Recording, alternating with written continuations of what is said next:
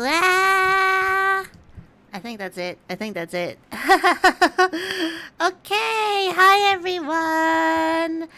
It's your Cyber Bunny from the Mochi Moon Kire Overdrive. We are here live in Ravana, and we are gonna unlock Warring Triad. The amount of people I've encountered who don't actually know this is where the names of the server comes from is kinda... Heh? Heh? Okay. But if to unlock the Warring Triad, you have to complete the Heavensward main scenario quest and do the quest here at Torsifer's in Ishgard. He's right next to House Fortomps, and the quest is called Gods of Eld. And I don't want to say too much about the implications of what you find out during this quest, but it does end up being important during Shadowbringers, especially, and to some extent Endwalker. So it's good. It's good story building. It's good shit that you'll encounter later on. So they didn't forget. This quest doesn't just magically disappear into the ether. He's got such a baby face. I think the thing for me is that he's like Ellison have like these little ear extension things for their chainmail. So it's like they've got these little like the ears must be protected. The ears cannot be like smooshed. I think if you get the set from what's that dungeon? Stone Vigil. The half the headpieces have this. If you're in Elzen, so let's go to Mordona and go to the Solar of the Rising Stones. Earwarmers, yeah. I know that some races like Mikote have like little ear holes, and Elizin have earwarmers as well. Though I don't know how consistent that is for a lot of things, because I know there's a lot of hats and things that get tucked in. It's not like I can wear a hat anyway, because I'm a Viera.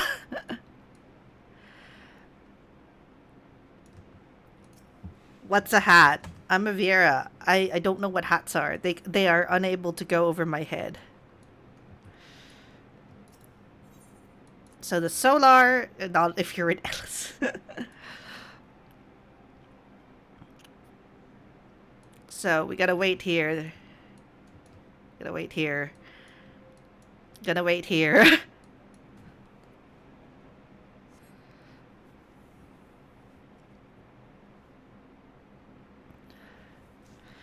My thanks for coming.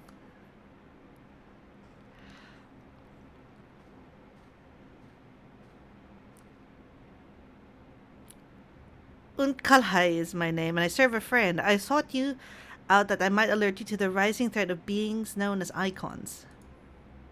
You are aware of the threat, you say. Ah, but I speak not of the primals with which you are exceedingly well acquainted. It may interest you that the term icon and the beings which belong to it precede the Garlean Empire by eras. You see, it is the name by which Allagans called godlike beings, the dark divinity Odin among them, and the Garleans, who seek to emulate the glory of ancient Allag, have simply availed themselves of it. Pray permit me to continue the tale. Who is this Urianger or is it Krishtol? I can't remember. It's Urianger! Oh no, I completely forgot about this bit. Oh man, I'm gonna have to talk like Urianger. As the warrior of light's comrade, my participation is but to be expected. After all, the matter doth pertain to the very fate of this star. These icons of Eld, in the distant past, these mighty beings did offer fierce resistance to the Allagan Empire. However, they eventually fell to the men of Allag, who devised the means by which to capture them. And it did not end with capture, as you well know, for the Allagans also did learn how to harness the Icon's power. They refined this knowledge at the Aetherchemical Research Facility on Azizla, and within the Centrifugal Crystal Engine they sealed 3 of the beings, the Warring Triad. 'Twas first and foremost to acquire the infinite power of the Warring Triad that the Archbishop did seek Azizla. But, accidentally skipped that. Know that we do not condemn you for striking down the Archbishop. You were simply fulfilling your destiny, and yet were the warring tried to be released into the world, unimaginable destruction would ensue. Take heart, for there is hope still. Through swift action we may yet prevent their awakening and see them resealed. But in dealing with this new threat, our first step must be to contend with the old. Two savage gods are returned, and I fear, summoned once more by their worshippers, at a strength far surpassing their previous incarnations. I speak of the primals Ravana and Bismarck. If left unchecked, they will inevitably seek to seize the power of the warring Triad. This will serve to feed the confluence of chaos and hasten the Icon's awakening. To wit, we must needs vanquish both their kinds. I pray thee, however, to first focus thy gaze upon the primals, ere we turn our attention to these primals and their fitful slumber. Oh wait, I forgot. So you have to, in order to unlock the warring Triad, you need to unlock the EX versions of Bismarck and Ravana. I completely forgot that was the case. I shall return to the waking sands forthwith and consider such measures as are available to us. Meanwhile, I bid thee attend to the task of eliminating the primals. Young Unukalhai shall assist thee. Rest assured he is not enemy for the time being, at least. And I believe once you get past this part, Ununkalhai is just going to have like 7,000 options. Okay. So the Diabolical Bismarck unlocks Bismarck, the Limitless Blue EX. Thok Around the Clock unlocks Ravana EX. And When the Bow Wakes is Sephiroth. I mean, where is Raven? He never unlocks anything. My friend Amy, she never unlocks anything. So watch us. Like, I'm gonna unlock Bismarck and Ravana EX, and then she's gonna be there. Like, I'm gonna ignore them. So I'm just gonna do When the Bow Wakes, even though part of me really wants to just get a Bismarck and Ravana EX out of the way, since I'm at 80 at least, and it's a very quick unsync. Like, I don't really like spending. There's a time and place to do sync primals, and this is not one of them. Unukala is anxious to act before the warring Triad awaken. The time now has come, Warrior of Light. We must move against the warring Triad now, or suffer the consequences. The seal is cracked and the icons stir. Should they be allowed to awaken and resume their titanic conflict, it will be like to the second coming of a second calamity. You, Sa, represent the best hope of eliminating this threat. That said, the very act of entering the containment facility presents certain unique challenges. So unique, in fact, that I struggle to locate an individual with the requisite talents to surmount them. Were it not for the impressively diverse connections of your fellow scions, might still be searching. Happily, they were able to furnish me with a suitable candidate. Now, along with you and your echo-blessed companions, all the pieces we need to proceed with this deadly game are arrayed upon the board. Victory hinges upon no less than the total destruction of the warring Triad. But we must also wear the interference of those who covet the Allagan's primal harnessing technology. I speak, of course, of the blindly grasping hand of the Garlean Empire and its fumbling agents. While he's pulling no, but I think he's a he. But definitely pulling no punches. Like, yeah, the Garleans suck. The ignorant meddling of the Empire will serve only to hasten the Icon's awakening. It is my master's desire that the Triad be dispatched before Imperial forces delve too deeply.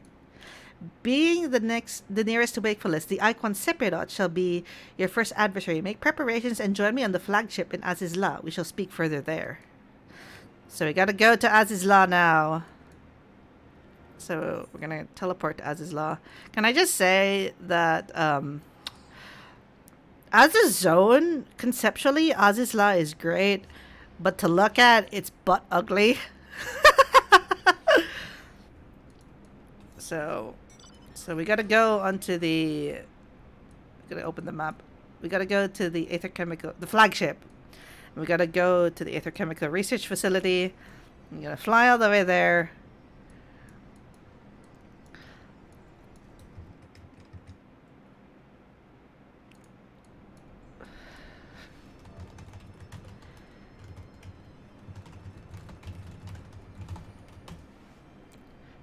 So, okay. Gonna head over.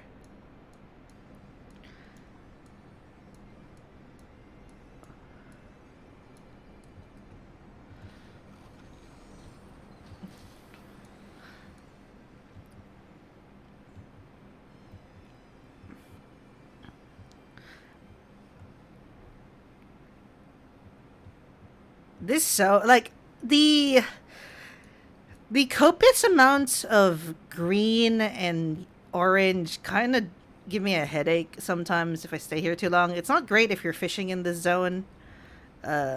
It's kind of, especially when the weather changes. When this is like what the weather fair skies. This is fair skies in Azizla, and it's that. Okay. So this is the flagship, the giant Alagan ship.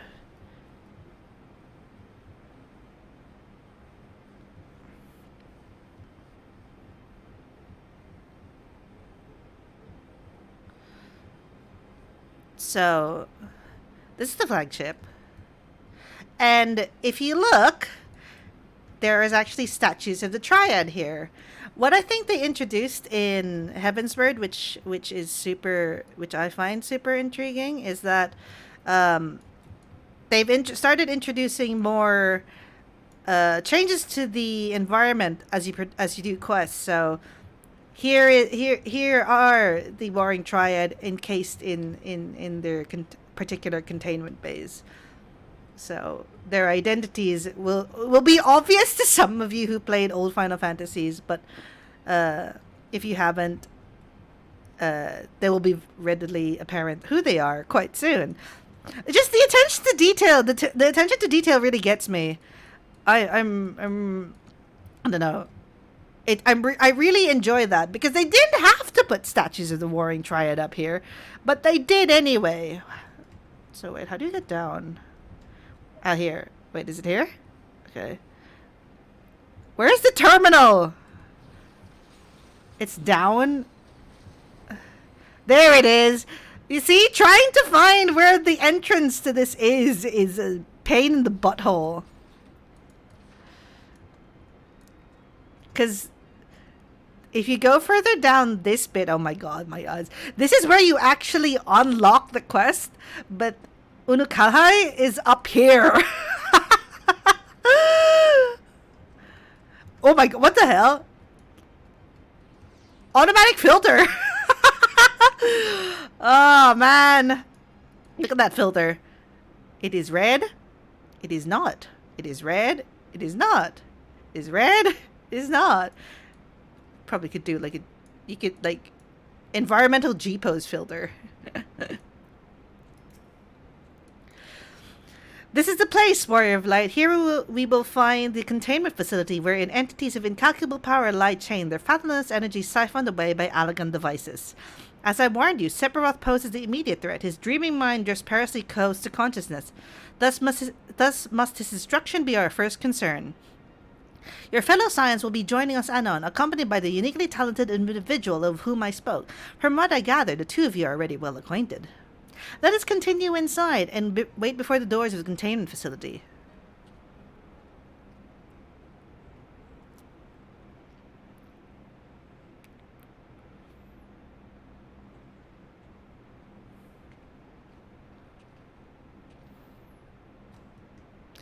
You've not been waiting long, I trust. We are eager to lend whatever cooperation we may to your mission. Just silently, stoically nodding, as is the Warrior of Light's wont. It is an honor to meet you at last, as I only know of one Mikote Scion. You must be the Archon Ishtola, meaning that your diminutive companion is Mistress Kile of the students of Baldesion, correct? Diminutive? Perhaps there had been some mistake. I assume it is for my knowledge and not my stature that you requested my assistance. Oh man, Unankana called Krila short. Ahem, the mistake is mine. My apologies if I have given offense. Mayhap it would be best if we proceeded directly to the matter of our objectives. Your adversary is the Icon Sephiroth of the Warring Triad, otherwise known by the historians of Alag as the Fiend. He was once the patron deity to a tribe of tree-like beings native to Mericidia, but was subdued by the Allagan Empire after a lengthy war of attrition. After his defeat, he was imprisoned for use as a source of power. Even now, Sephiroth is neither truly living nor dead, his mind bound in a dream while his body's energies are harnessed by Allagan technologies. The explanation for his failure to dissipate in the ether lies in his restraints. These ingenious devices serve only not to bind him, but to continuously regenerate his corporeal form. Meaning it will be all but impossible to banish him while said restraints are in place. Yes, remove them, however, and we risk allowing an unfathomably powerful and doubtless vengeful icon to run rampant. It seems we have no choice but to divide our forces. One team must locate the controls of Sephiroth's shackles and disable them, while the other stands ready to destroy him at the moment of his awakening. A most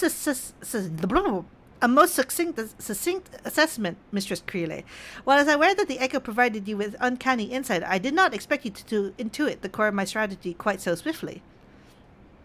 Creeley like, nah, man.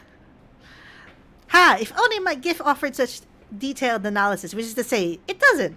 I merely took it upon myself to learn as much about the Triad's imprisonment as I could before coming here. It'll be Sav and I, after all, who entered the Icon's den. Indeed, given the nature of our adversary, none save those under the aegis of the Echo should be permitted to enter the containment facility. The risk of primal influence is too great. Well, that's settled then. I will disable the restraints, and Sav and his gifted adventurer friends will welcome Sephiroth back into the waking world. Better that than the other way around, I say, considering our respective fields of expertise and of course, my diminutive stature. Don't call Krita short. Right, it's time I had a little chat with the doorkeeper over there. People say Lalafell is short, but stuff that's made for Lalafell is easily the size of Min height or Ra. The game goes to great pains to say, haha, Lalafell short.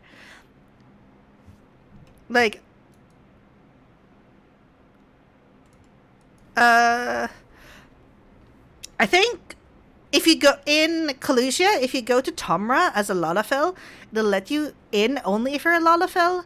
But if you're not a Lalafell, but you're the correct height to enter the doorway, it will just not let you in.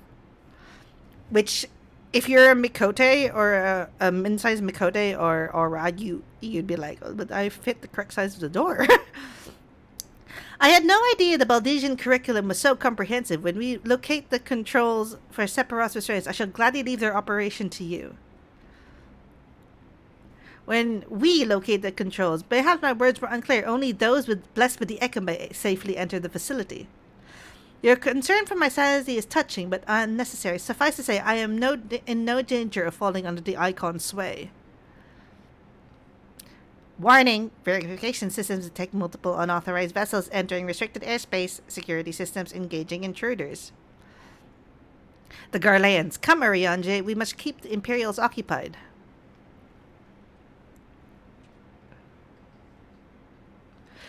We too should be on our way. Gods, I'd be lying if I said I wasn't slightly terrified. But I can't very well leave you to every deadly task to you, Scions. According to the history, Sephiroth was immense in both size and strength, mighty enough to rout even the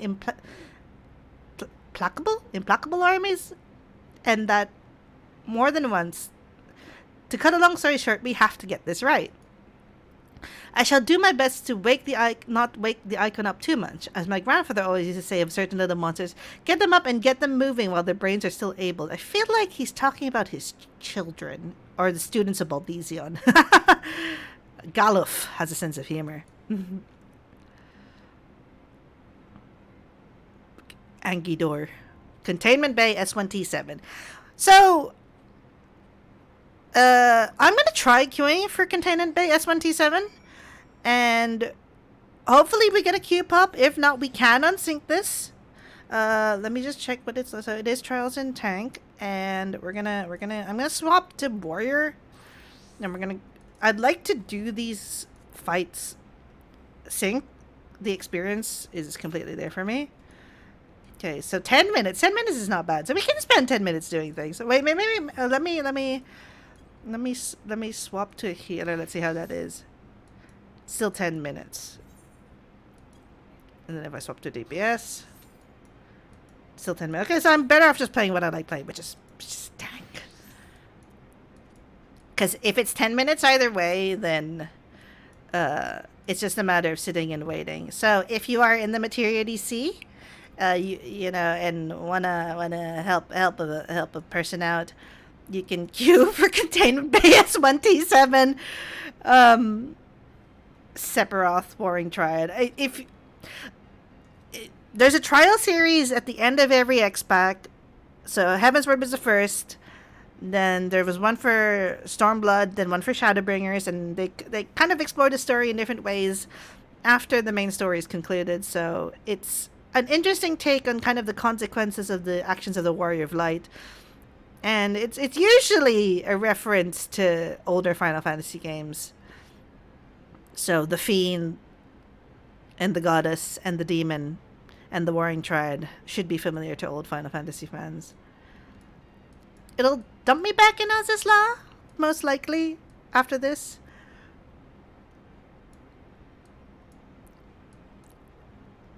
Did she seriously name her bird Kebab?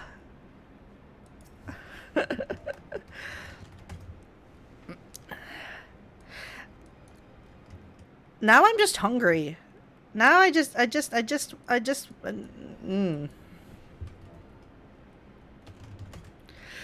haven't had a kebab in a long time, actually. It's, it's,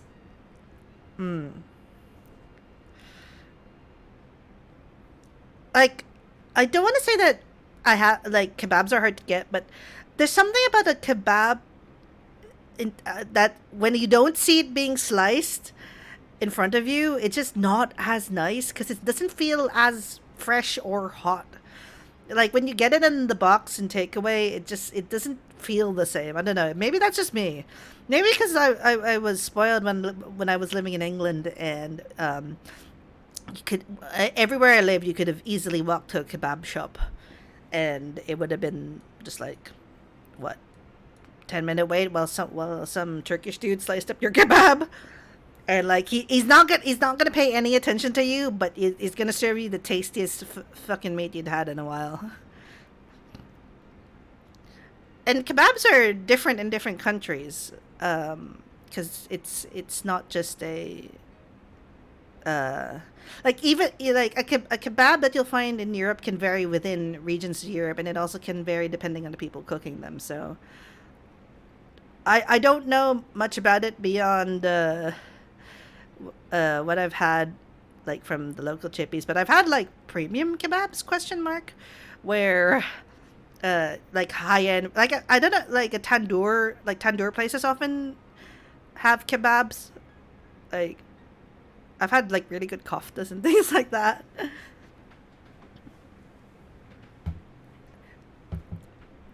But like I brought the Final Fantasy 14 cookbook, and there's a tuna mikebab recipe in there.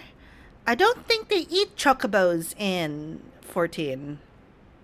Because chocobos are like horses. You don't really want to eat them because they probably would have spent their entire life, I want to say, like they do tasks. They run around.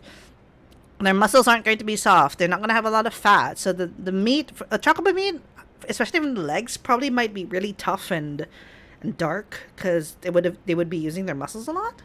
So I don't think they'd be tasty to eat personally. But you know, I can imagine like in the post Umbral Calamity, but at the end of the seventh Umbral Calamity, you're like, yeah. So the only like I can eat my chocobo if things are desperate, and I hope you know that wasn't the case. Aside from the evil guy in the tail feather side quest who ate a friend. Oh god, I remember that. Oh no. I don't waiting for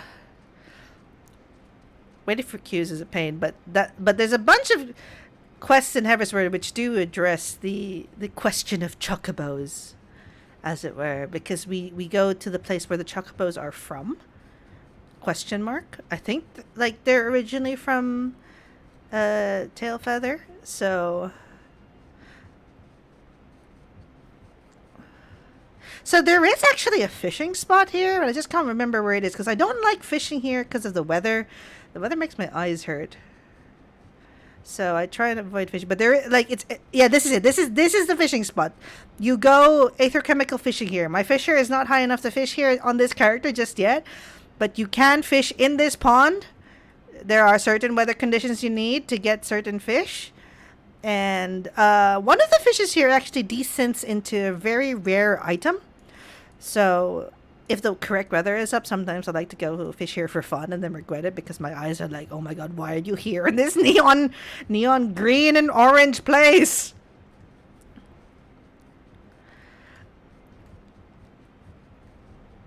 I believe this is the oh god, I'm so lost. So navigating this place is so difficult because it's a they're like, yeah, so you can fly now. You can fly now. You can find places using flying. And before they added elevation markers, that was an absolute pain because you'd have to look for a quest marker and it wouldn't tell you if it was up or down. So there are some places in like Shadowbringers where it's like, is the quest marker up or down? Who knows? That's a real shocker right there that they didn't think to do this before. So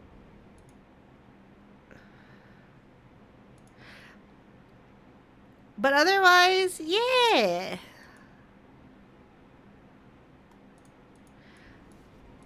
My initial problem with wanting to do this in OCE was that I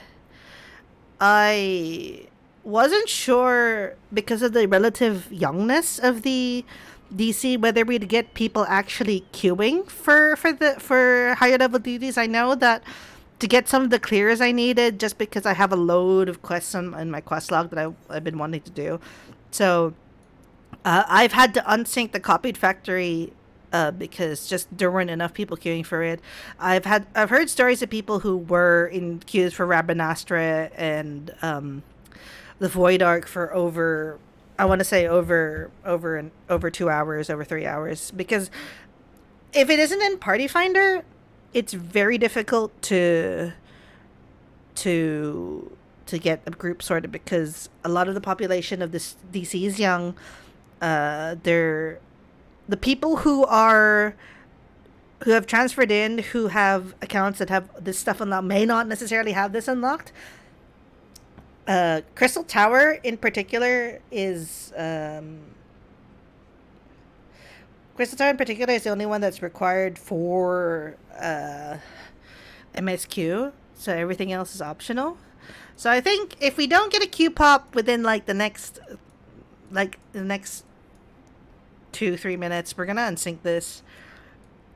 We're gonna see how far we go with two people. If it's too difficult, then I doubt it'll be, considering that I've accidentally tried to queue for the EX versions of these fights, and then I've queued for the normal version of just these primals go down like a sack of bricks at 80. So I'm at 80 here. I haven't leveled up completely to 90 yet, but I do have a set of classical gear that's ready to go once I do. So quest markers. I know. It would have been a good experience if we were able to queue for this normally. For the sake of just trying to get through this in an expedient manner, we're gonna unsync this just to showcase that this is content you should do, and you can just unsync through this. But part of the appeal of the fight is that you're doing it synced, especially the second one. The second one I enjoy synced, though I know that's not the case for everyone.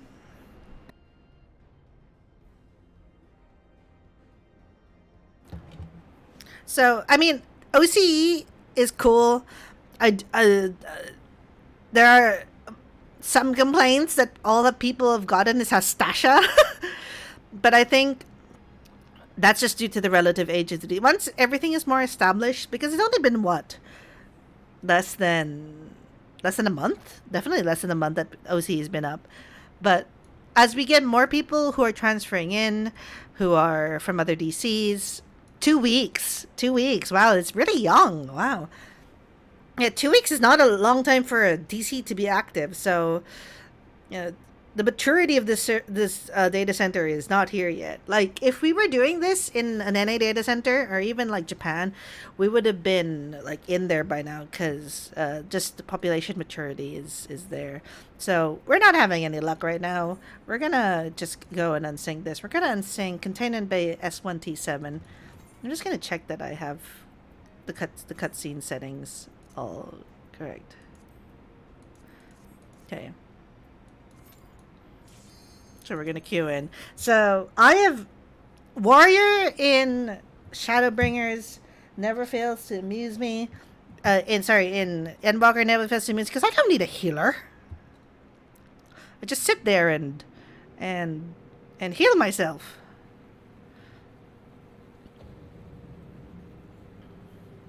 Damn.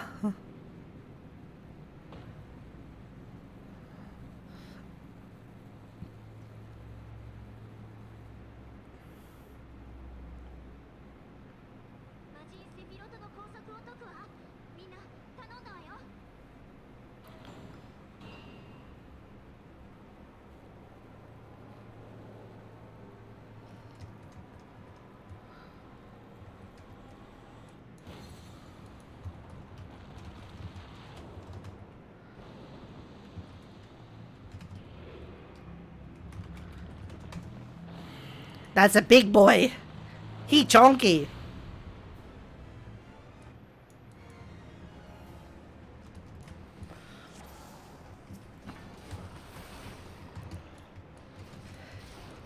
So each of these fights has a gimmick. And the gimmick for this one is that nothing he does is telegraphed.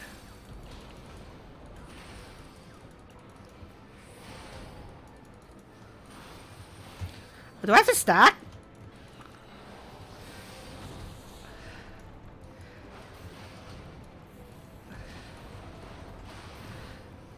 I'm getting 0 damage from Sephiroth. This is how you know like we're super powerful. Yep. Up. So we got the ads. Sephiroth becomes untargetable. If you do this synced, always go for the Kokma ads and then go do the Bina ads. Your tank should be picking these up. It's not like they hurt, but they can just, especially with the stat squish, knock a DPS down, which you don't want because it means that you gotta waste time and you gotta deal with weakness and, you know. This transition is one of the best. He just falls over and we're like, damn, dude, that was quick. And then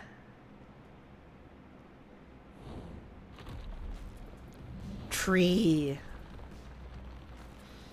Big ass tree.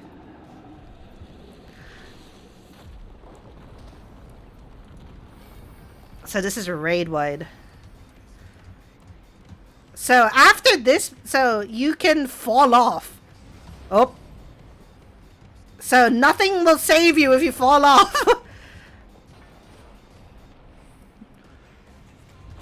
Oh. Oh.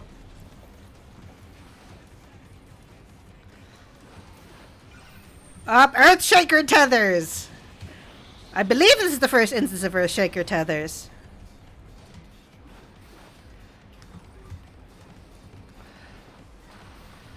We're not gonna see the ads face, I don't think. Whoop. Oh, we might. So, Storm of Words, and then you can kill these 2 Binas. So we might see it. Okay. Oop. Okay. And then a stack marker will appear on this Storm of Words unless we beat it there. Earthshaker tethers again. People don't spread out Earthshaker tethers, which mildly irritates me. Up. Up. Up. We didn't even get to do it!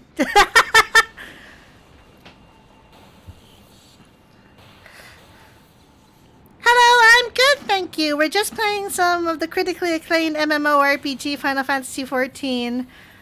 No good queue times, unfortunately, so we're just kind of blitzing through it at max level. Welcome. So we've just completed S1 T7. I've heard of this game because you also play this game. Well, that's good.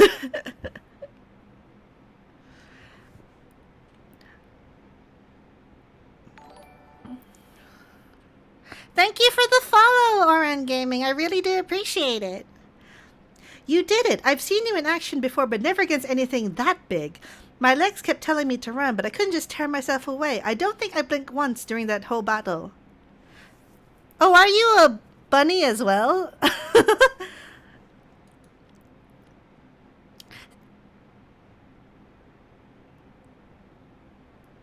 A hero, tried and true. If only I had possessed such strength.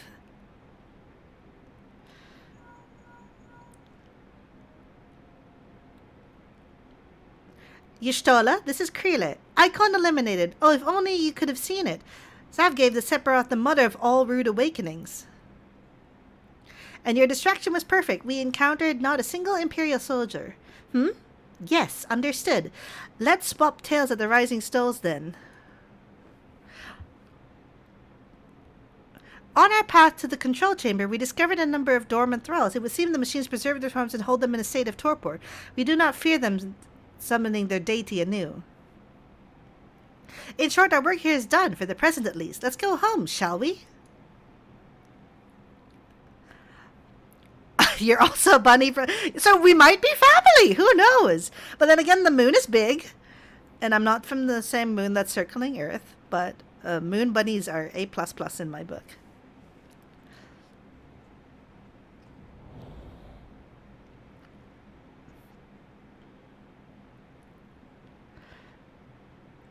You like when you do this in oh my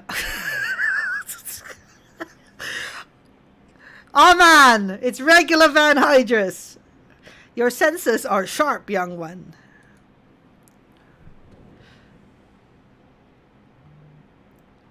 I am regular Van Hydrus, legatus of the 6th Legion. It would seem that damnable woman and her accomplices have led me a merry dance through the thickest of this infernal island's defenses. To think that I pursued them. I shall withdraw for now, my lesson learned. I doubt it. You Garleans never learn. You covet the means to enslave primals, but in your headlong dash to control which that you do not understand, you show less wisdom than the very beast tribes that summon them.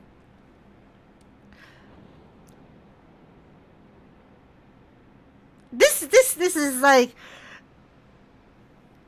I have no interest in crossing blades with children. Live, grow strong, and mayhap one day you will warrant my attention. You know, we never see regular Van Hydrus' face, and I've always been curious about what he looks like. But all I know is that his voice is like is the bomb. Whoever voices him, both in the English and in the Japanese, is like A+. I believe he's also a Gunbreaker, like Gaius before Gunbreaker was a class made available to player characters. I looked back and you weren't there. Did something happen? Not of consequence. I mistook a shadow for a man. Oh, that's a burn. Just what are you hiding beneath that mask of yours? A longing for hope, an appetite for power, a lingering sense of regret. And do I detect desire to test your strengths against a certain hero? Is that what your gifts tell you? No, those were just some wild guesses, but I wonder if some few words didn't strike close to the mark. You can't just spit truths at people, like cold read them, Krele. That's rude.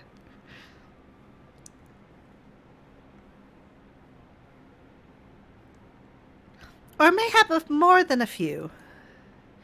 Do I play Final Fantasy 14 at all? It's not the only thing I stream. I do try and dedicate at least one of my slots a month for it, just so that it's a game I do enjoy. So I am playing mostly in the Materia DC for the time being, though I have characters in a fair few DCs around the place. Be at ease, Unankala. I have no supernatural ability to read minds. The Ekta simply allows me to comprehend, regardless of language. That which a fellow being would have me know. You need not mask your heart as you do your countenance. That was a performance, then. A ruse to uncover my true nature. I see I shall have to keep my wits about me. Oh, you don't want to mess with Krele. This woman is a certified menace with Tataru.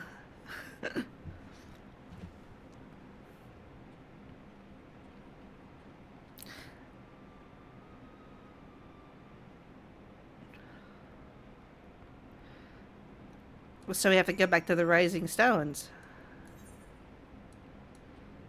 Oh, do send me more information about that on Twitter, Kyrie Overdrive. I'd be happy to take a look at it. Where was I supposed to go? The Rising Stones in Mordona. You look like such a Chad in that outfit. We have.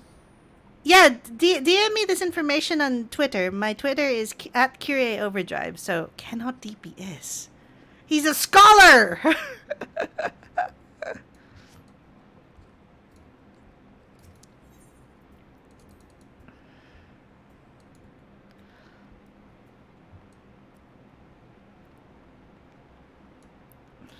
I love the names that I see in this data center. It is absolutely wild.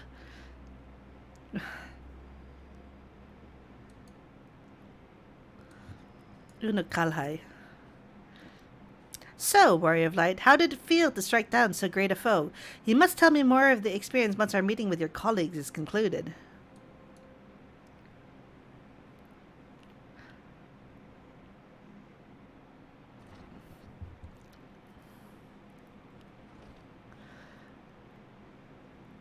Though thine all-surpassing skill at arms, do we now take our first step in ridding this star of the warring Triad's baleful presence, and in such wise do we lessen the burden bequeathed unto us by the vain glory of Alag. Know, however, that the two icons which remain are thought equal in might to Sephiroth, and may yet exceed him still. Ere thou proceed, I will counsel thee to marshal thy strength and give careful thought to thy preparation. Assuming the Garleans afford us the luxury of time, even now they grasp for the means to dominate primals, blind to the technology's potential for calamity. My master taught me that the entity known as Sephiroth was this world's first sacred tree, elevated to godhood by the belief of its worshippers. There is no power more fearsome than that born of an unconditional faith and unbending ideal. This plain your master found you a willing student. Tell me, was it he who taught you of Allagan technology's potential for calamity, or are those your own words? 'Twas but a figure of speech, nothing. Oh! When last we met, I thought a glimpse of a boy behind the mask, but it would seem that your defenses are firmly back in place. Must you persist with this infuriating veil of secrecy? I, for one, would very much like to know who this master of yours is, amongst other things. As long as our purposes align, what matter my affiliations? It matters a great deal. I do not ask out of idle curiosity. If we are to fight as comrades, we need to be able to trust each other. On which note, I should apologize for my earlier trickery. It was merely an attempt to get to the heart of an enigmatic companion. Truth be told, I was rather glad you reacted as you did. No person of your age has any business being calm and aloof all the time, much as you wish to be. Anyways, we best be off. Do send word if there are any further developments. This has got me wondering what the trial series for Endwalker is going to be, because the way that this is structured is that each fight comes out per patch, and so there's normally a few months in between each fight. So there would have been, after this, you would have had to wait like how many days? I want to say like 3 months. 3 months is a normal patch cycle for Final Fantasy XIV. So that would have been that we would have had to wait for a while to get the next fight. But since we're doing this in the future, we can just skip through him, and I'll do him all now. A companion now, am I?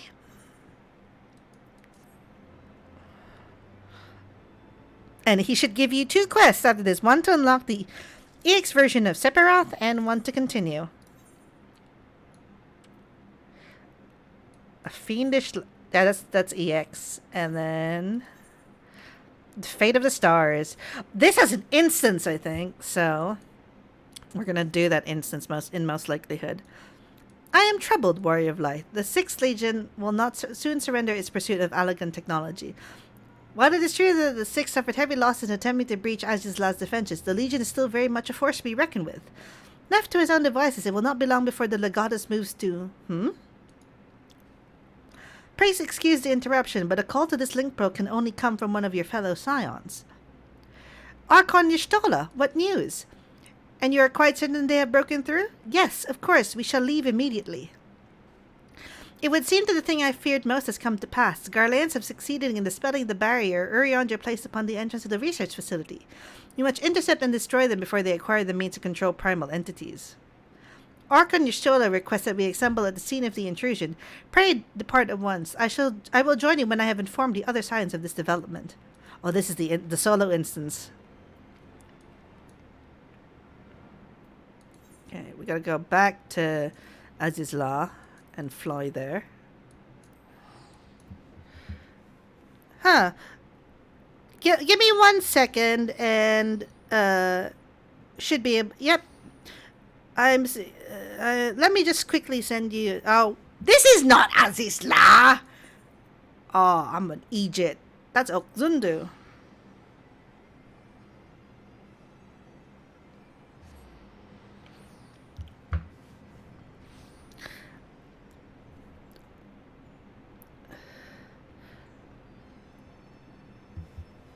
Yeah, I don't know why Twitter is weird. I've adjusted some of the settings and I said I had my DMs open, but I don't know why they closed. So maybe I didn't save the setting properly, because I know a bunch of people have expressed interest in wanting to collab and stuff.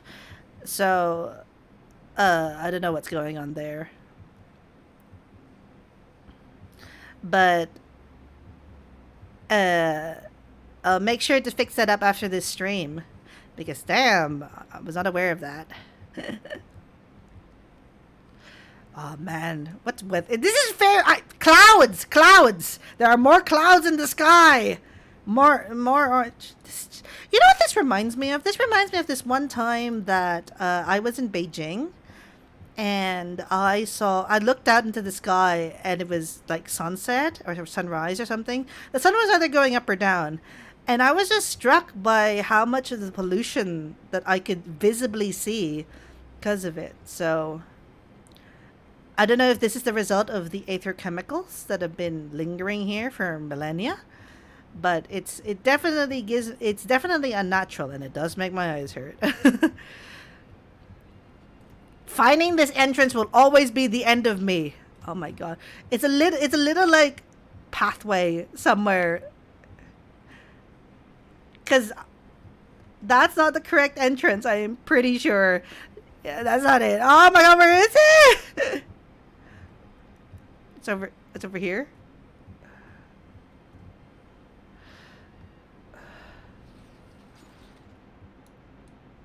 Here we go. Wait, no, that's not it. That was just a tunnel. I would like a word with whoever who designed this nonsense.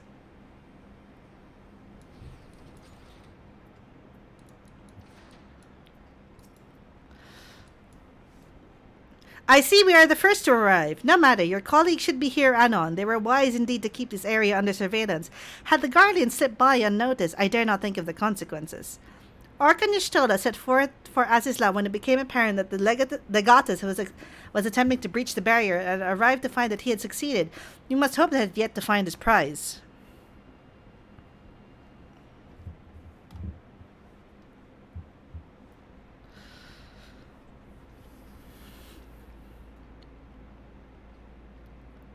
Well met, Unukahai, and thank you for answering my summons so swiftly. We shall all be glad of your presence should we meet with the 6th Legion, as seems all but certain.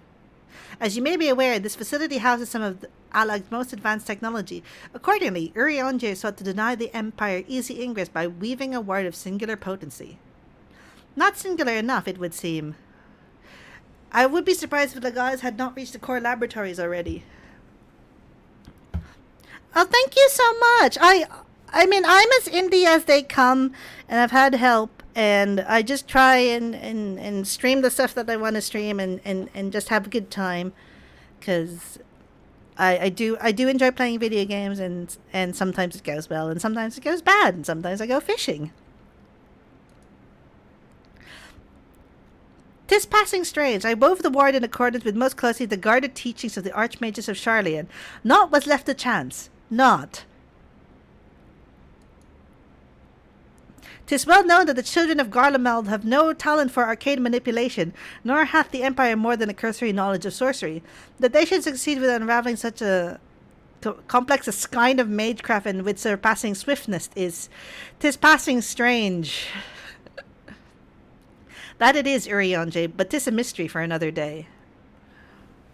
Archon Y'shtola has the right of it. Before all else, we must move to safeguard the knowledge which enabled the Allagans to harness primal energies. Of particular concern is the Genesis expression, an aether-chemical formula that allowed scholars of yore to create substance from nothingness. Uh-huh. I know of no such formula. Whence came you by this information? From your enigmatic master, perchance? He did furnish me with that morsel, yes, and knowing exactly which prize the legatus now seeks enabled us to predict his position. Do you not see? We have been gifted the perfect opportunity to remove the head of an entire legion. I didn't think you quite so bloodthirsty, Unukalhai. Surely safeguarding secrets should take precedence over slaying legatuses. Kreela's sentiments reflect my own, yet the two objectives need not be mutually exclusive. What say you, Urionje? Oh, man, his shoes are killing me. Urionje, these gladiator sandals are really, really sending me. Urionje? Ah, forgive me. My thoughts were bound up in idle imaginings. In answer to thy question, milady, I am content to be led by thee in this manner. Oh, God, Urionje, you're really doing my head in here.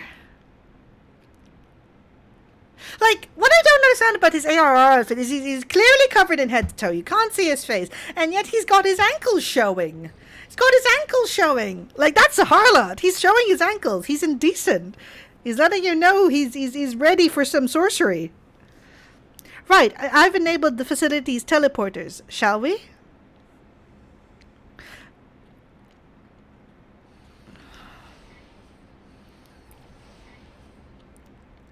You dwell on the matter of the barrier. I do, verily. 'Twas a warding spell of labyrinthine intricacy, the brainchild of the head of the students of Baldesian himself.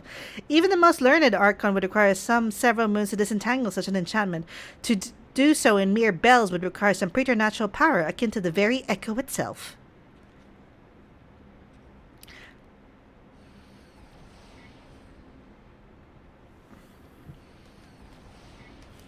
I'm just like, okay.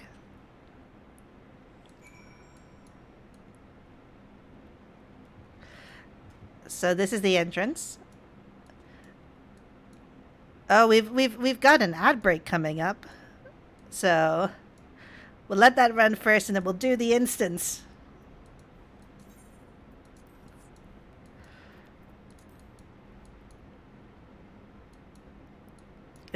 We got an instance to go through.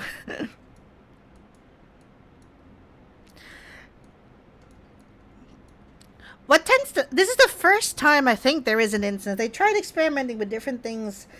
I think there's a solo instance in the Shadowbringers one. But I don't think there was one for Stormblood. Stormblood just had two optional dungeons, two extra dungeons as part of it. So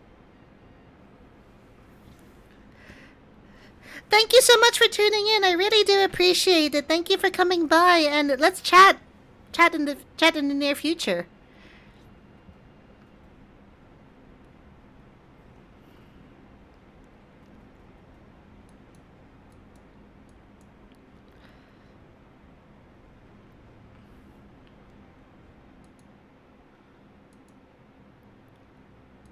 Yeah, definitely. I'm definitely looking forward to it because I'd love to collab with people. I've yet to collab with anyone in a serious manner, and I'd love to get to know other Final Fantasy 14 streamers and whatnot. So, yeah.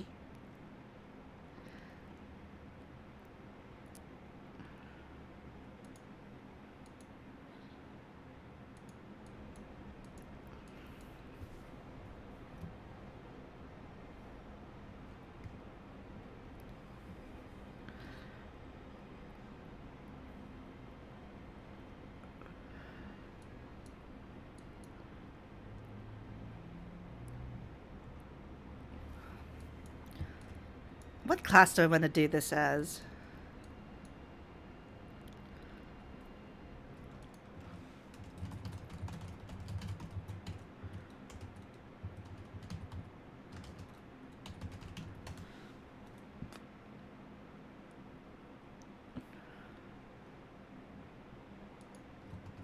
Okay, so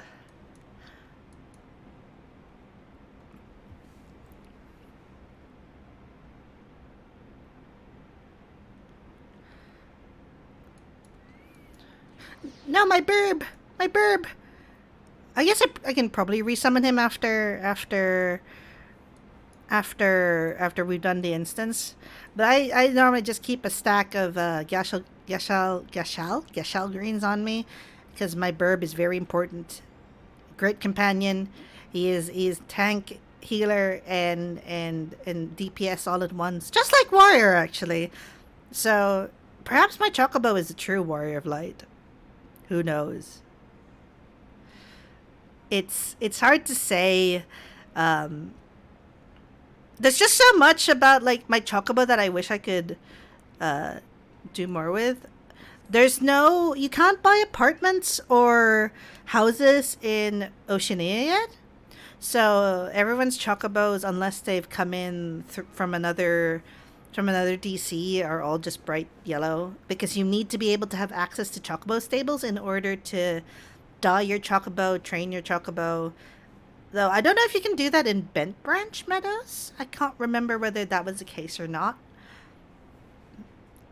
All I know is that you can change. That's where your racing chocobos go to get, you know, bred and stabled and have their stats maximized for chocobo racing. Which I don't know if anyone's actually good at chocobo racing. Like I've seen people with the titles at the Gold Saucer, but I'm just like, how why are the controls are really awkward? Like it's super confusing to me because it's I get the appeal because the mini game is fantastic, but at the same time, it just the control screen drives me up the wall. Like I thought standard controls were bad, and in Legacy they're just like whoa Nelly my chocobo.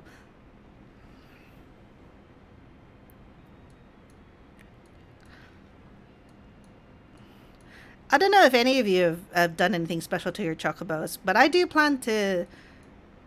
Can I? Do I have any barding on me? Can we change the barding of my chocobo? Uh, oh, I have my behemoth barding. I probably should make one of the Warren Triad bardings, or maybe the Sephirothik barding, because he gets an extra pair of arms. So maybe I'll try. Maybe the Bravana barding. Don't remember what that looks like, but half the barding looks really cool. So we'll see how that goes. Chocobo husbandry, very important.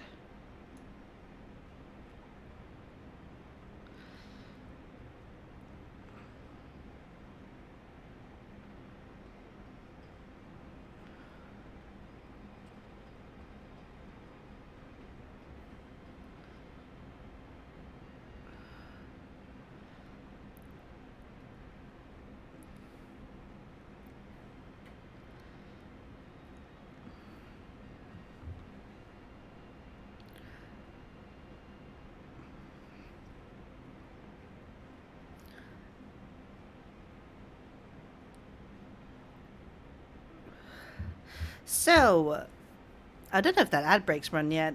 I've been waiting for 5 minutes because it gave me a warning for 5 minutes. I don't know where that. Can you tell that I'm super new at being an affiliate? um, you know, one of the things that I'm eager to do is once I get some sort of advert, I would love to get some sort of. I would love to get a capture card for my Switch because what I would like to do is be able to stream my plethora of Twitch games. So my plethora of Twitch games means Twitch game. My Steam games means I get to play more. I've got Animal Crossing. I've got a bunch of other things like uh, what do I call this? I don't have Pokemon RCS, but I should get Pokemon RCS. It's I think we'll just load into the instance and see where we go. And if the ad break comes, you'd only have missed a minute. So let's head in. Wait, what? It's a terminal. Solo instance. Level 8. Level 60 sync.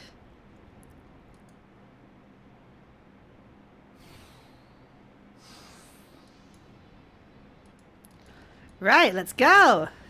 When people say that they didn't know Krila could fight, this is one of the few solo instances in which she does. So, the more you know. Because I think there was a art that was released for Endwalker where Krila is holding a staff and people are like, the hell? She fights? Of course she fights.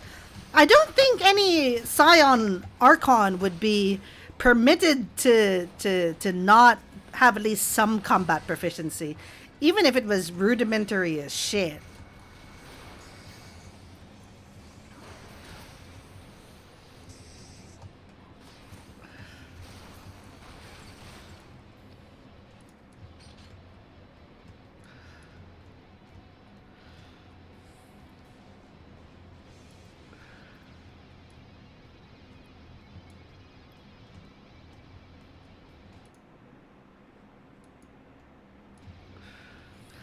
So this is just a condensed section of the Aether Chemical Research Facility, and then you just kind of fight your way through some mobs. Oh man, that orb is... He's an Arcanist!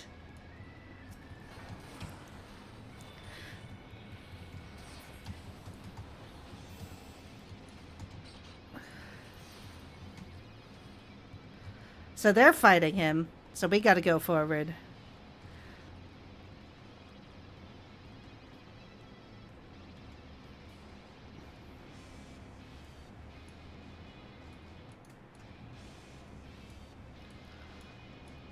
It's there! It's Van Hydrus!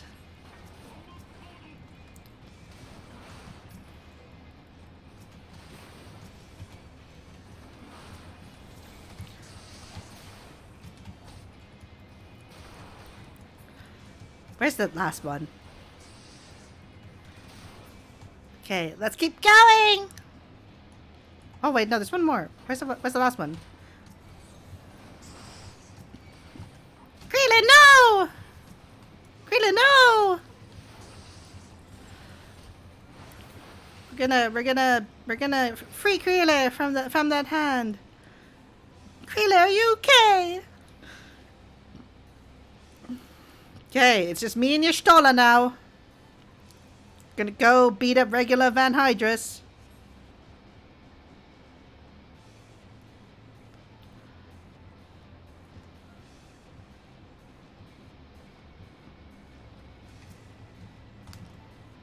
Oh, I don't even have my my gap closer here. Damn. It kind of annoys me that Dark Knight and I want to say Gunbreaker do get their war closers already, but War and Paladin have to wait a bloody long time. Like, when do I get mine? 62. I don't get it until Stormblood. Poor Paladin doesn't get theirs until... Oop. Poor Paladin doesn't get theirs until Shadowbringers.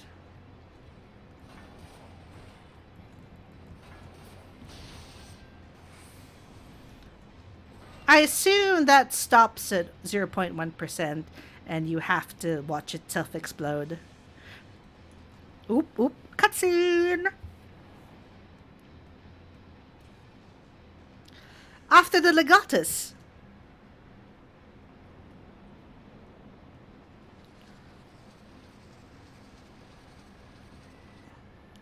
And they come. Is she a conjurer still here? I don't think she's a black mage. I think she's still a conjurer.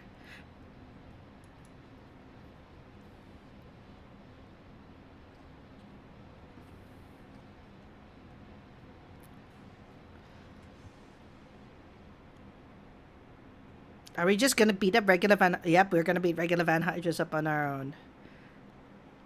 An absolute unit of a man. I exposed the bones of their work, now to extract the marrow. Marrow is tasty. Bone marrow is tasty.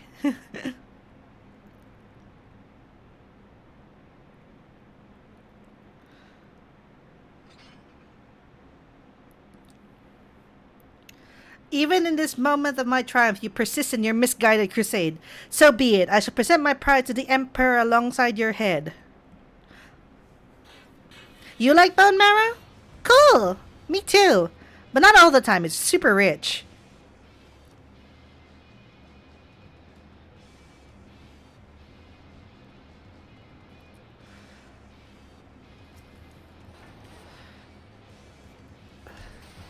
Imagine if he got that gunbreaker stance. Like, damn. Like, it's somewhere between a gun being he's got somewhere between like a DRK stance and a gun and what would be the modern gunbreaker stance, because when you unlock Omega, there is a quest where you go into a solo instance and you see Nero actually is wielding a gunblade, but he's wielding it in a completely different way than to what we've seen so far. And people saw that as speculation that we would be getting Gunbreaker. Oop! Oop! Oh, come on, Regula!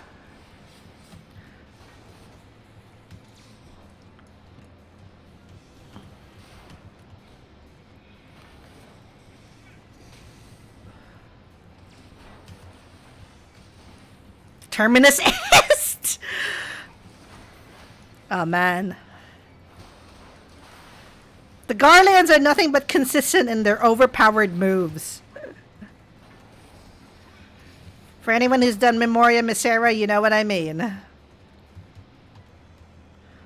He's out of range. I probably should have played a caster, so I could have just beaten him up without having to wait for him to get into melee range.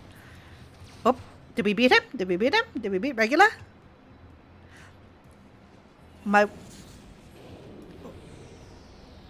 Okay. Servant in Kindle. What in the fresh hell is this?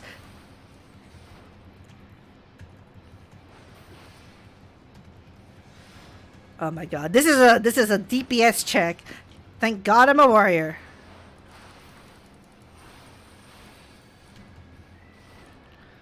Does it get stuck at 1% or something? You got a tiger. Got a big cat.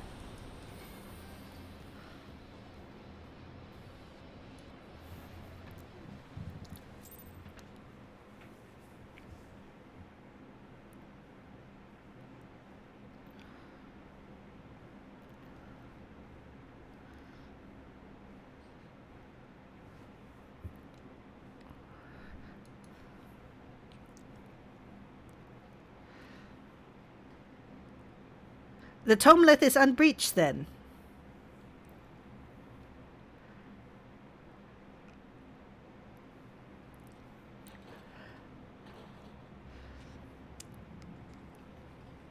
Here they are. There's the squad.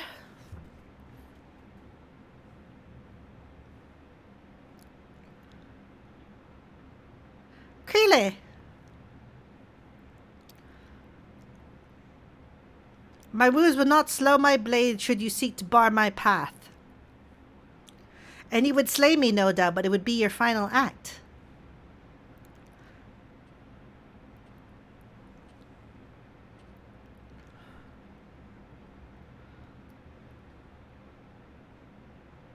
Mild concern, mild concern, mild concern. What madness afflicts you, Eorzean fools? The Emperor but desires a means to shackle the icons and destructive appetites. Why do you rail against your own salvation? It is not for man to wield such power. The primal energy your Emperor seeks to contain would be as kindling wanting for a spark. Oh man, doing this after Endwalker is like super, oh my god, oh my god. Forget not the White Raven, the goddess. Like thee, he presumed to wield the power of Alag and invited the calamity in so doing. This star's fate is too important to be decided by any one man, a warmongering savage least of all. Have care, boy, you speak of my emperor.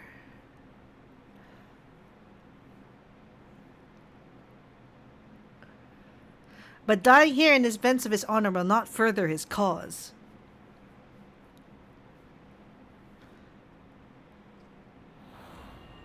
Aw, damn. What the hell is that? I don't remember this. Oh, he just he just flashbanged us and teleported out. What a Chad. Well, I appear to not be dead. Ugh, ow! She spoke too soon. Krile! I may have cracked a rib or two, but I'll be fine, honestly. Our foes gave no quarter. Had Unakalhai slinted in his defense of thee, thou mayst be certain thy hurts would be far worse.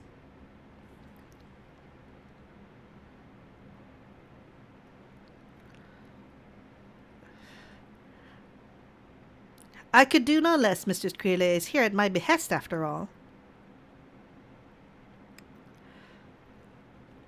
I think what this depicts, particularly in light of what we know, is that the Echo is not infallible. It doesn't make you like a god, because Krile has the Echo, and she's not like a superhuman. She's still mostly a non-combatant. The secrets of Alag are safe for the present, though it is doubtful the Legatus will return to Garlemald till his prize he coveteth lieth in his grasp. Then we must redouble our efforts to protect this place. Krile and I will place additional seals upon the Tomlith.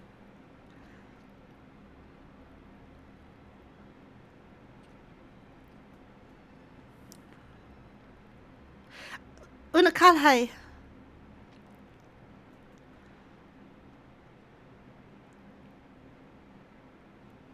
I appreciate you staying at my side. Thank you.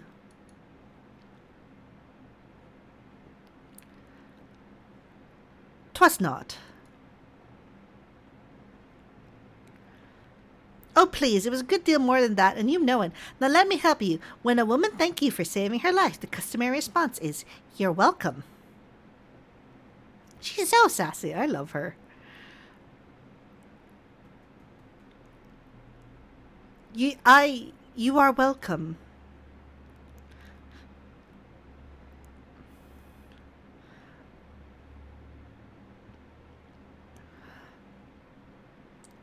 It's a great bit of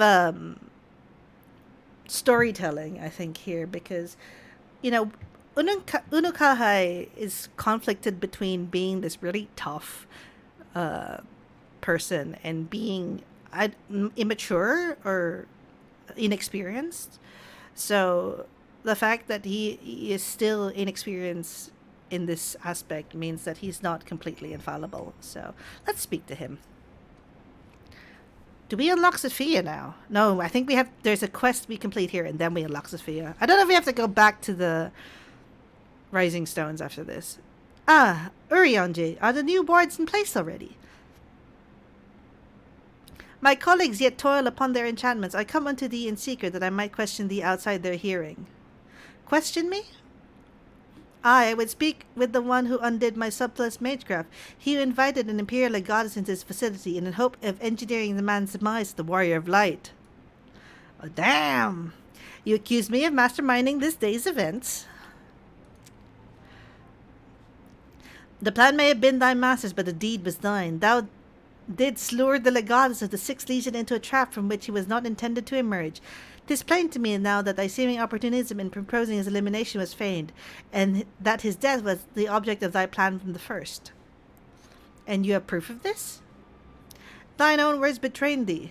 Thou didst speak of the Empire's desire to claim the Genesis expression, the existence of which even the learned Miss Krile was ignorant.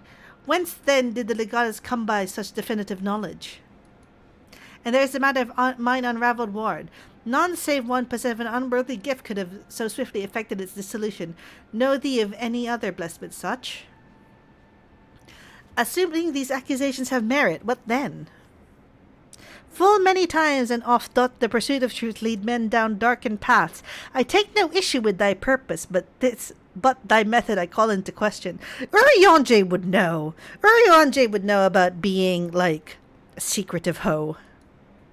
In the Garlean Empire we have a common foe. Had thou deigned to share thine intentions with Salve or Mistress Creele, 'tis like that we would have closed the trap with less risk to life and more success. I sought to use the most dangerous of secrets of Alag as bait. Who among you would agree to such a reckless plan? None, and with good cause. Irrespective, thou wert remiss in thy duty to thy comrades. I note with some disappointment that in matters concerning the primals and those who would control them, the cold rationality upon which thou pridest thyself is conspicuous by its absence. Know that the salvation of this star alone is an end too vast for any one of us to accomplish alone. Shouldst thou fail to trust in thy comrades, I foresee thy actions precipitating some terrible misfortune. Indeed. My sincerest apologies, Sab. Urianger is correct and suspicious. It was I who orchestrated this encounter with the Empire. I would ask that thou forgive Unkale this transgression and keep mention of it from Mistress Creele. It would be a pity for one of the foolish decisions to wither their budding camaraderie ere it had a chance to bloom. What the hell is going on? There you are, you rotten idler. When Nishtola realized we were struggling with the wars alone, she was absolutely livid. Never mind the warring Triad. I've awoken Archon Nishtola's tempestuous wrath. In supplicant mood, I shall return at once, and there tone for mine indolence. Oh my god. Okay, I'm gonna take a minute here, because Urianger... Oh man, the way Urianger talks is just... I enjoy it, but it's like... Oh man... It's characterful, but I don't know if I could live with myself talking like that.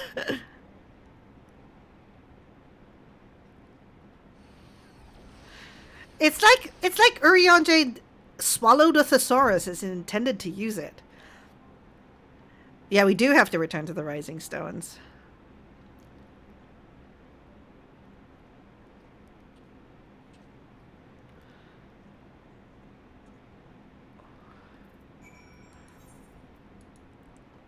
Where's Mordona?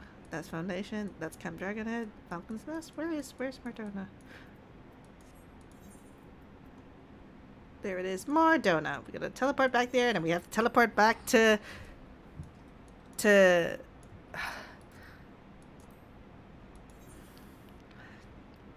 am being told that I need to pay for teleportation fees.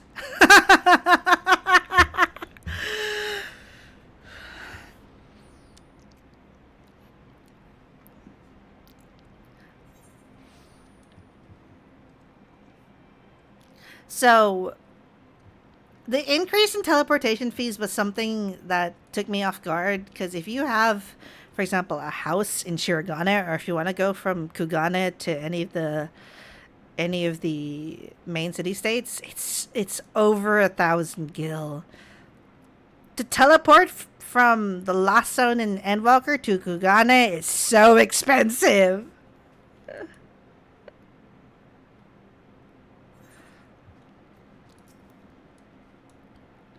Once again, I must apologize for acting without your consent or counsel. As a gesture of repentance and a sign of good faith, allow me to share something of myself with you. As Urianger suggested, I possess the gift of the Echo, though it is of a nature different from yours. Regardless, I would use my gift for the self-same purpose, the salvation of the star. Nothing poses a greater threat to the world than the proliferation of primal harnessing technology. This I know only too well. What I am about to divulge concerns the fate of another star entirely. On this other world, a magic was devised to allow the realm's champions to use a stone known as Orsight to contain the power of primals. So armed, these heroic souls conquered god after god, oblivious to their weapons' fatal imperfections, its propensity to bleed primal energies, and with each victory the heroes changed, transforming at last into fiends of endless appetite. Insatiable in their hunger for aether, they ultimately went to war over the star's ever-dwindling life force, and fought until there was nothing left. Thus, as Urianger so astutely observed, when I am faced with those who rush to embrace power unchecked, I lose all semblance of rationality. Though that my master too cares deeply about the fate of the star, I am his servant, his instrument, sent here to ensure the same tragedy does not consume another world.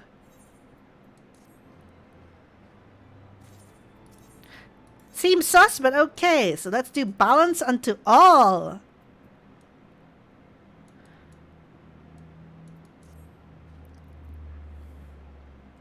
Warrior of Light. If this world is to survive, we must need move forward with a plan. Another pillar of the warring triad must be toppled. The question of which has already been answered. Following our encounter with the Legatus, Archon Yashtola detected erratic wavelength forms emanating from the sector containing the icon Sophia, known simply as the Goddess in former times. Such readings can only mean one thing. She is close to awakening. Let us return to Aziz's law forthwith and put an end to the primal deity, lest she rise again in all her terrible glory.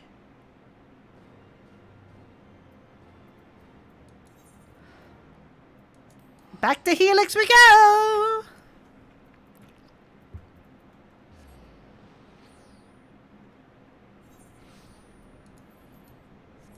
Nope.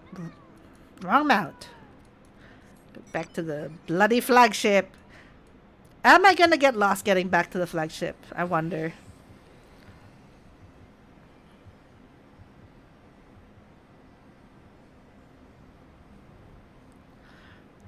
What weather is this? Thunder. Thunder.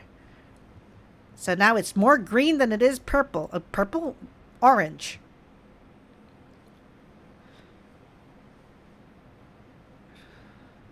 Green or orange? Feels like a TikTok video. What's the weather going to be like in Azizla? You predict before we load in the zone.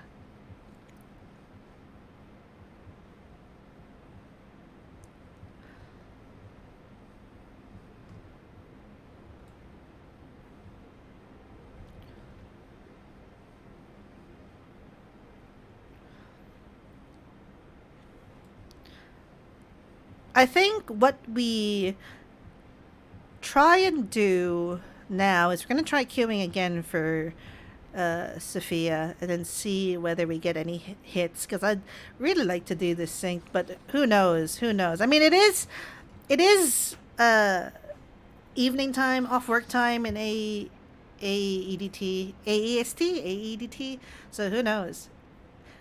We appear to be the first to arrive. Shall we await our colleagues here?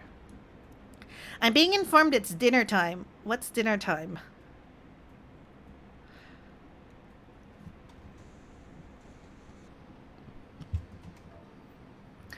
Could the 6th Legion have returned? Oh, it's dinner time for the Australians. Okay. Sav, unang kalhay. So we might be lucky, we might not. Oh no, poor Krele. We're under attack. Y'shtola and Urianger have engaged the foe not far from here.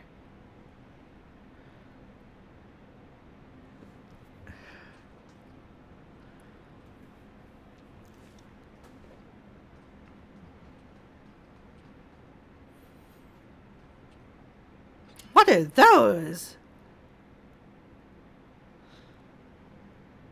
Oh, they didn't look happy. The first demiurge. Ha! Rarely is my shield thus tested. Just would seem the allies would not be lax in their recruitment.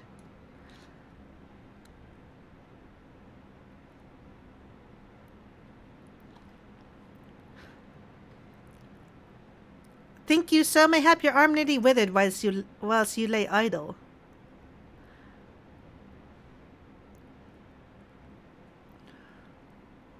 Still your tongues. We have stalled them long enough.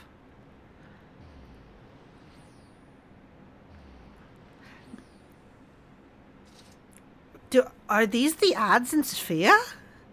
With scales in hand, the goddess shall arise and rightly cast off her cursed pall, that she, with wrathful Worm King at her side, might judge thee thence and bring balance unto all.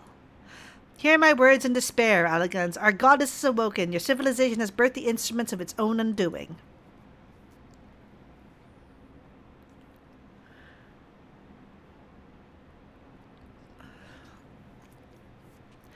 "'Tis well that you are here, Sav. I would like to know what our assailants were saying. You understood their words, did you not?" Oh yeah, everyone's just gonna be like, "What the hell are they saying?" And Krillin and the Warrior of Light's like, "Yeah, I understand what they're saying." "'Twas a Mericidian dialect, if mine ears do not deceive, though one which beareth scant resemblance to any spoken in recent times. As for our antagonist's meaning, I do gladly defer to those blessed with the echo. I am still pretty sure that Mericidia is Australia. Would correspond to Australia in in Final Fantasy 14 land. So I hope we're correct because that would bring very interesting implications to what kind of accent the Mercidian accent is. The one with the shield seemed to say that we were Algans. He recited what sounded like a verse of prophecy, then claimed that the goddess is awoken. Is that about right, Sav?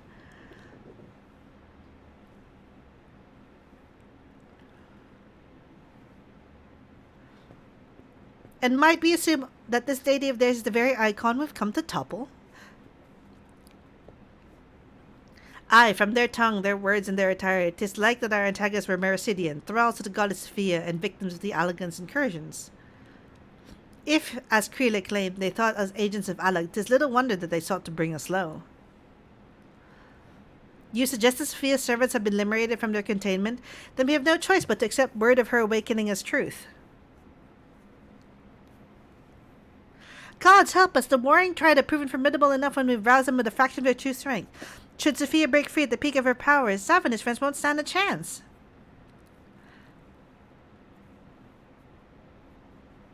Let us be about it. Sav, Krile, Urunkahai, the three of you will make for Sophia's containment facility. Uriah, Anjay, and I will do what can to occupy the Icon's thralls.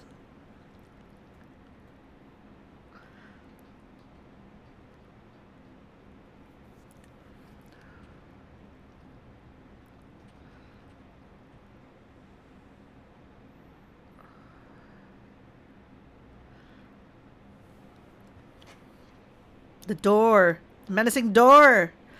Mistress Krile, do you perchance to recall the words of the prophecy in its entirety? Ah, let me see. I believe it was, with scales in hand, the goddess shall arise, and rightfully cast off her cursed pall, that she, with wrathful worm king at her side, might judge thee thence and bring balance unto all.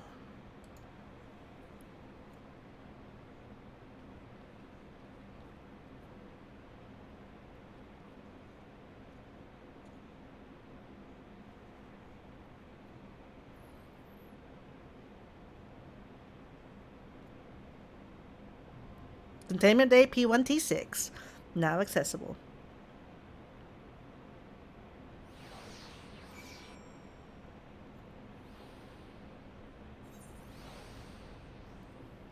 Let's see what the queue time is like.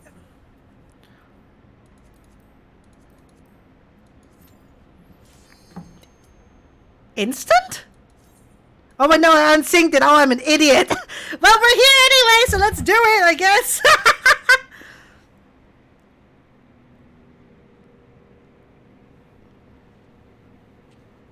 I'm so smart.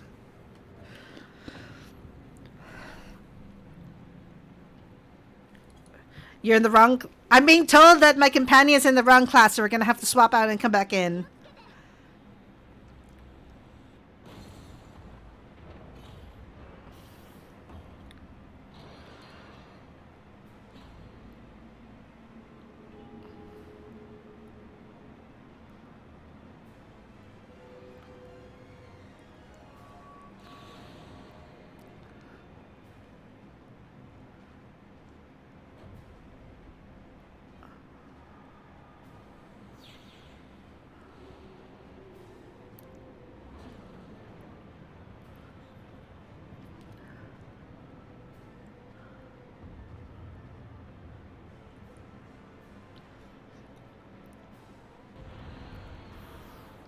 I love I this yeah, okay, we're gonna requeue in with a different class because apparently I am an idiot and cute and moved to unsync us but in the wrong class. So let's go again, but this time with the correct classes.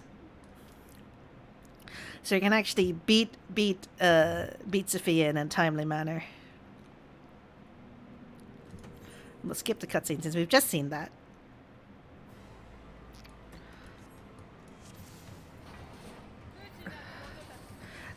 Sophia, as voiced by Tanaka Rie in the Japanese. Now, I'm pretty curious as how much we'll actually skip. Like, will we still get to do the platforms? Oh.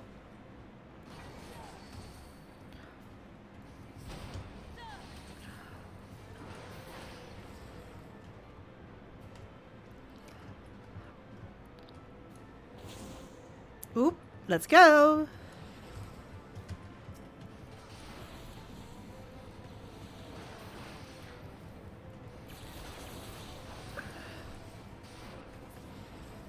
Whoop. And then the demiurges appear, the same ones that we encountered outside.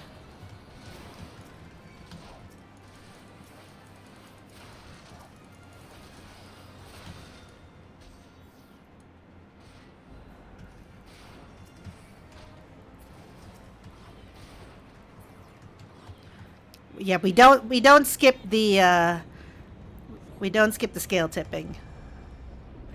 Which in normal can still kill people because people don't understand how this works. But in theory, what you do is that she destroys the barriers on the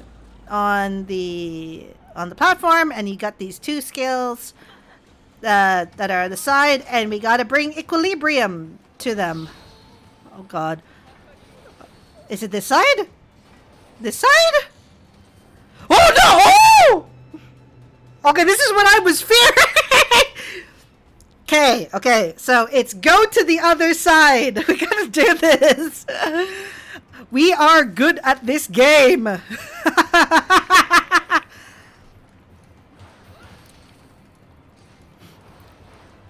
FC leader in Crystal's gonna be like, "Oh my God, what are you doing? We've done this so many times on for the EX version, and you had a brain fart there."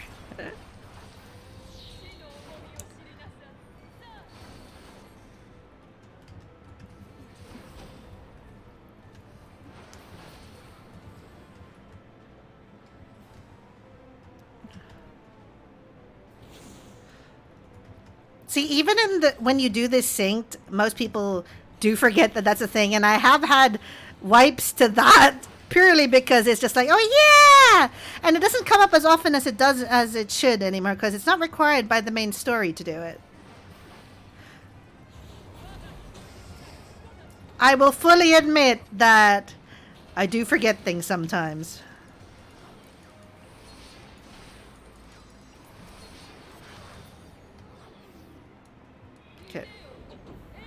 Okay. Up here. At the line. So the scales will tip towards the side that is weighted more. Okay. Hopefully we'll remember to do this mechanics properly. I think anti-knockback works. Anti-knockback works. Oh. Yep, anti-knockback will work. But for good practice, you should just go to the correct side anyway.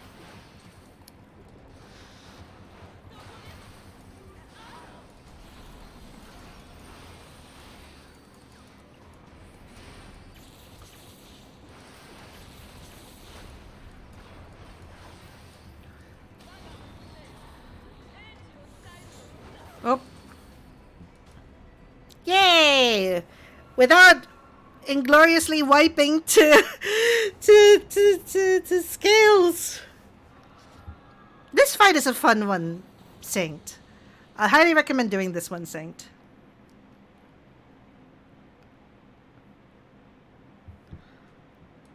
Okay.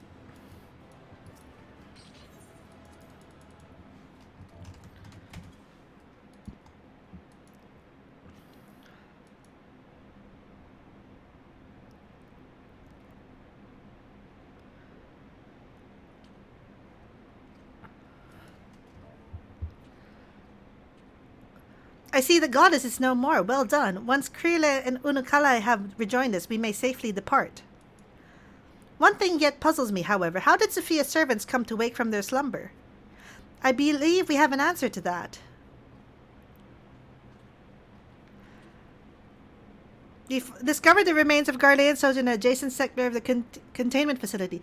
It is likely the fool ventured too close to Sophia during the Empire's previous incursion and was thralled for his troubles.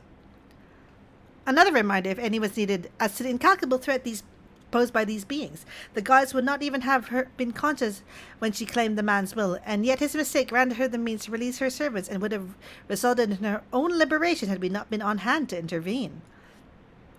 I do much wonder that the icon's pawn was capable of so effectively manipulating the facility's containment system. How came he by such rarefied knowledge? That too is easily explained. During our investigation, Triad discovered a subtle flaw in one of the mechanisms which held the goddess in check, a flaw which had been plainly added intentionally. Upon examining the facility's records of the period, we were able to piece together the story. It's a time towards the end of the Third Astral Era, when people of Mericidia faced extinction at the hands of the Allegan Empire. Sophia, a being of incomparable cunning, was said to have communicated with certain plans of her servants through the medium of a trusted oracle. Following the oracle's instructions, they duly conspired with a rebel faction within Alag, who, we believe, agreed to tamper with the prison intended for Sophia. And then the goddess and her thralls chanced to be captured, though we suspect this had always been their plan. Indeed, the prison was situated at the heart of Alag, and we think they intended to attack the city within. They would merely had to wait for the rebels to exploit the weakness in their confines. But the conspirators' dealings with the Mericidians were exposed before they could enact their plot, and all were summarily executed. It seems that the flaw itself remained undiscovered, however, and might have remained so until the end of days had it not been for the actions of the Archbishop, and subsequently the Garleans. I cannot help but wonder what might have come to pass had their scheme been successful. Mayhap the answer lies in the prophecy. Creala hath spoken right of it. Its words may be deciphered thus. The cursed Paul speaketh of Sophia's prison, from which she was supposed to emerge at the agreed hour. The Worm King, meanwhile, can be none other than the great Bahamut itself, then yet a prisoner, who the goddess did intend to unleash upon Alag to set right the scales of justice. A foolhardy plan. Had it come to fruition, the two of them would have surely raised the realm. Naught would have been spared of devastation, the Mericidians' homeland included. That their home already stood at the blink of oblivion. Mayhaps they wished for naught else but to purge the poison of Alag with primal fire. The tale teaches us that even the greatest of man's crazes may be brought low by a single act of treachery. The Alagans were fools to place their trust in technological bondage. To shackle such beings but to delay the inevitable. Not say that their total destruction shall free us from their menace. Let us return now to the Rising Stones and there consider the final step of this most needful task.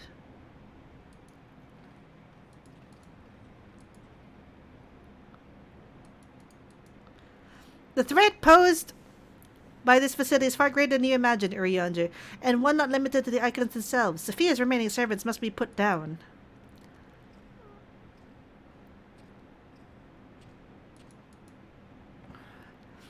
Warning, deactivating stasis chamber support system will result in subject termination. Enter identification code to continue. The password is password! The password is password!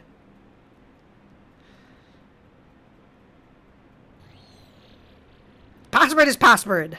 Yeah! From the Alizé School of Passwords. Identification code accepted. Subjects terminated.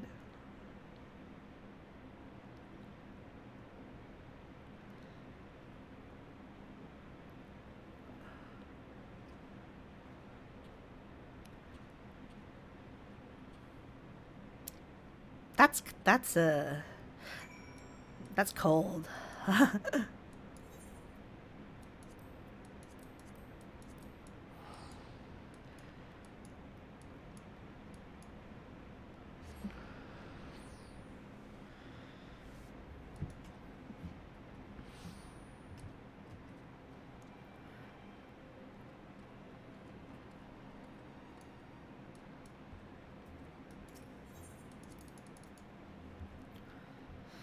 So you've gotten 2 out of 3 of the servers defeated. Now to do the 3rd server.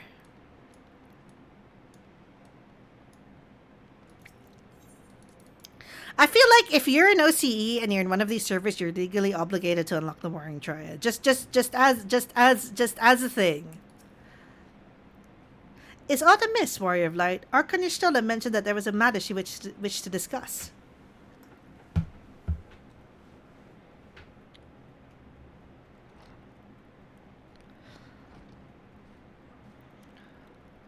Well met, Sav. You will forgive me if I seem curt, but I would settle an account with our young friend.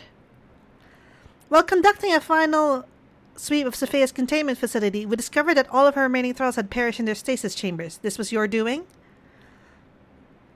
Aye, it was. I chose to act upon the knowledge revealed within the tombstone we recovered. The true purpose of these prisons is far more horrifying than we first assumed. The Allegans were not simply observing the icons and siphoning away their energies. They were conducting experiments in preparation for a far more ambitious project. If you'll recall, both the Fiend and the Goblins were imprisoned between massive spheroid structures. These spheres were the prototypes which paved the way for a successful construction of an artificial celestial body. You speak of Dalamud. Aye, the icon's changes are unmistakably the same design as the Red Moon. To be plain, the research facility contains the seeds of 3 calamities which might be feasibly visited upon a chosen target. Eliminating one necessitated the destruction of the goddess's slumbering thralls, a distasteful task unbefitting one such as the Warrior of Light. Thus I did resolve to perform the deed myself. You have made your case, and it is apparent we are not in full possession of the facts. Nevertheless, your notion of what may not be accepted of Sav is presumptuous to the extreme. When the Warrior of Light chose to join the Scions, he did so in the knowledge that he would be required to face and destroy not only the Primals, but also their fanatical servants. That which you determine a distasteful task is an essential part of our calling, a burden which every Scion is sworn to shoulder. Breon Axfall, do you think? That's Breon. Hi, Breon!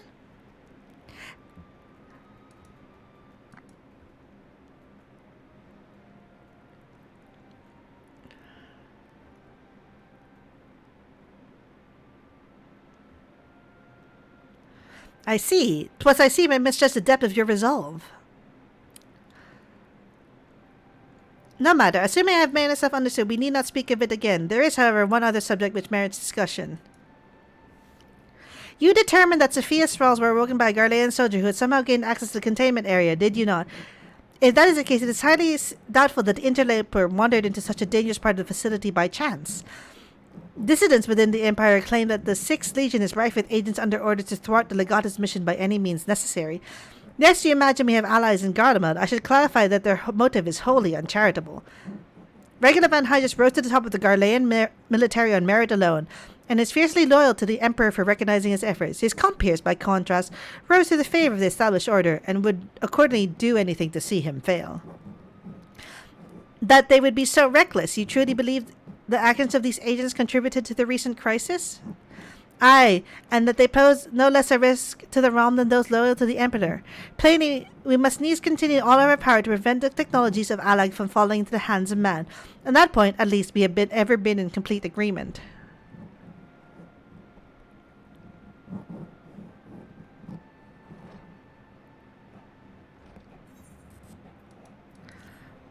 So we got Zervan now. Okay. The last pillar to fall. Unakala has a request regarding the Warring Triad. Greetings, Warrior of Light, but one pillar of the Warring Triad remains, Zervan, the icon known as the Demon. According to the histories I have uncovered, this monstrous being was worshipped by a race of Merocidian beastmen. These creatures are the key to maintaining Zervan's manifestation, and we can be sure that many such thralls will be imprisoned somewhere within the research facility. It is imperative that we determine their exact location as swiftly as possible. We dare not risk repeating the near disaster we suffered at the hands of Sophia's servants. As such, your fellow Scions have already begun an exhaustive search, but there are several sectors which only you, Krile, and I can enter without fear of enthrallment. Let us make our way to Azizla forthwith and aid the investigations.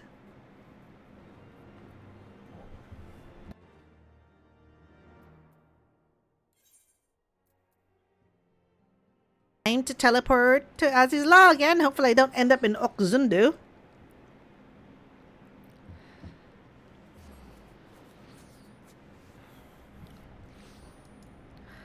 So let's fly over.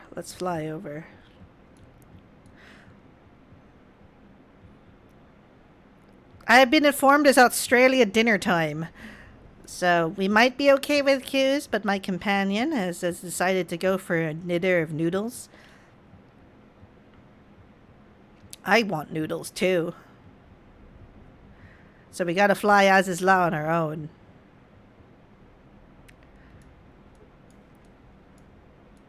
I don't think I can solo this, but maybe I can try hard queuing for it. Might be okay. Since we know people are about now. So who knows?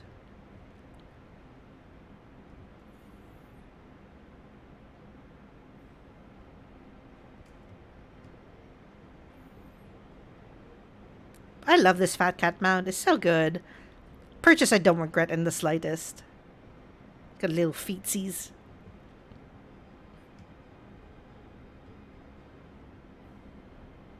Like the description in the description for it's kind of horrifying, but the mount's cute. Got little ribbons. Destination.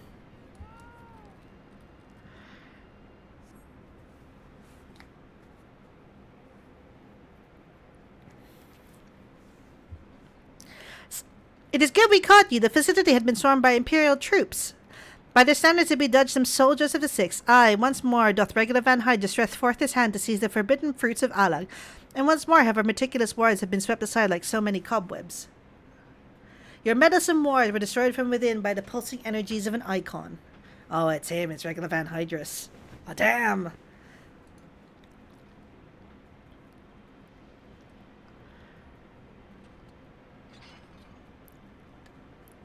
Nay, put up your weapons and listen. The followers of Zervan have awakened, and they toil to rouse their master.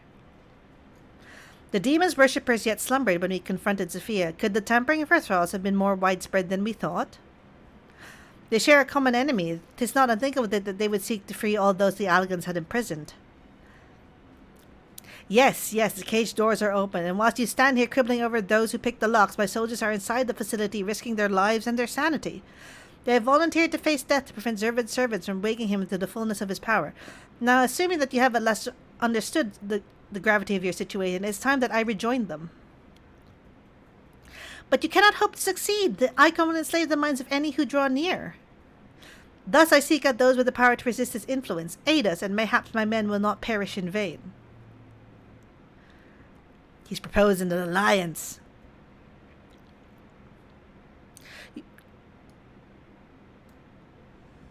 You propose an alliance. I have delved into the depths of this place and found its technology wanting. These mechanisms have failed to hold their prisoners, and such broken artifacts are unfit to bring before the Emperor. Twice have you bested me in combat. Will you now lend me the strength and stand against our mutual foe? 'Twas in opposing your reckless schemes that the assail was lost to us. You expect us to simply forgive and forget all that has come before? I expect you to put aside your emotions and use your better judgment, but of course I am dealing with savages. I will not stand here and justify the death of the Ice Maiden. We pursued our ideals, and you pursued yours. Such was the result. And mayhaps you might consider another point. In these endless clashes, we have all lost comrades dear to us, yet I chose to decide to put past grievances to beg your champion's aid and to appeal to your reason. Thou art willing to build a bridge of common purchase upon such tremulous foundations? I, too, am hesitant to accept this arrangement, Archon Y'shtola, but the offer has been made to the Warrior of Light, and 'tis his involvement shall ultimately sway its outcome. I shall abide by Sav's decision.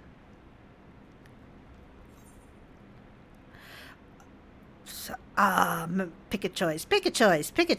I'm gonna go with ... because it's just like, okay, I'm the Warrior of Light. I don't know what to say here, but sure. You struggle to accept my proposal, an understandable conflict, but I will waste no more words. The hourglass drips with the blood of my soldiers. Is it wise to refuse him? The Imperials have no such means to resist Zervan's will. The Icon could soon awake in full possession of his power. I never imagined I'd suggest joining hands with the Imperials, but I see no alternative. The consequences of inaction are too dire to contemplate. And yet how rare this moment when the Empire opposeth us not. Let us then hasten after the Legatus and accept his offer. The 12 forbid we be foolish enough to allow old grudges to pave the way for Zervan's resurrection. Oh man. I don't remember if there's an instance fight here that we have to do, but I don't think so. I think this is just we go in and we watch the cutscene and then we fight Zervan. I think that's how it goes. Our companions have already passed through the research facility. We should not lag behind.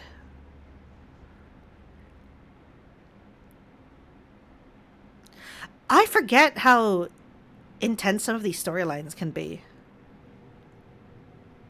Elevator. Elegant elevators have like no safety rails. But there he is. There's the fiend. No, the demon. The demon. The demon stirs. Like a suckling baby feeded upon the aether sided onto him by his thralls, we must deprive him of this sustenance. Then we destroy those devices.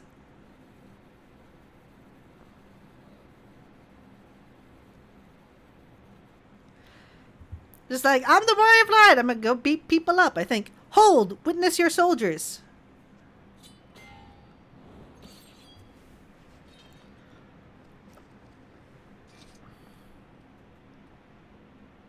Oh, shit's going down.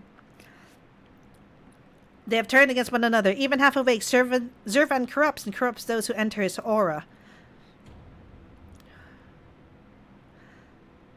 You know, I think, like, Zurvan is the one with the least interesting fight. But it's like saying that my least favorite chocolate is white chocolate. Like, all chocolate is good, it's just this is the one I prefer the least. The three of us then, Sav Unukahai, we rush in together and each disable a generator. We cannot give them the chance to rally in defense.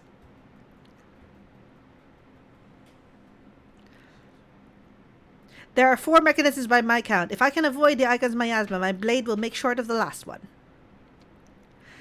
We, all of us, have pledged our lives to... Keep your lives. I would rather you tend to my fallen. Some may yet survive with their minds intact.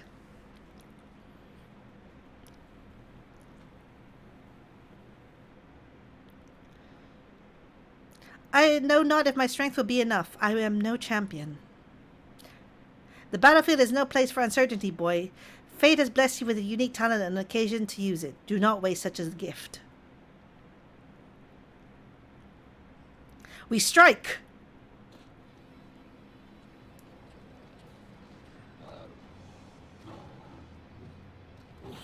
Damn!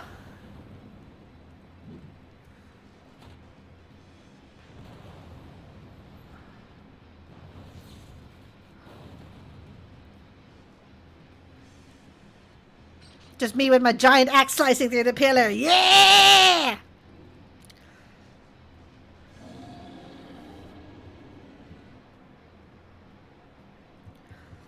Good lord, Zurvan is... awake? Unkalhai! Arrgh!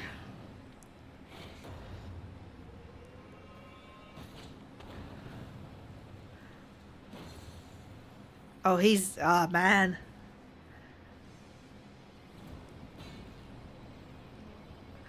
Regular Van Hydras is such a Chad.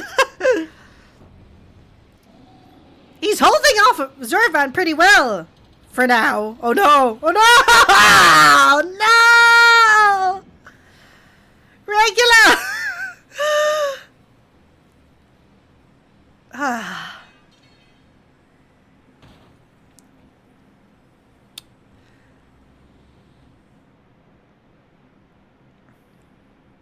He slumbers once more. Oh, regular man. You saved me. Why? I told you, boy, yours is a gift too precious to waste. A gift the Emperor may have a need in his war upon those untamable icons. Emperor Varus, he raised me up the ranks, stood against my detractors. I gladly give my life in his service. You must finish this. Slay these leeches upon us all. Kill them all. Kill Zurvan.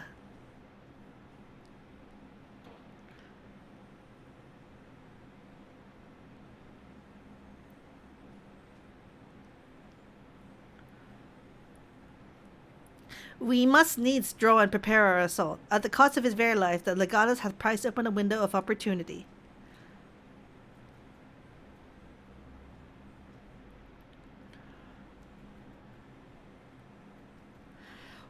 I completely forgot how intense this section is, because you literally just go and yeah.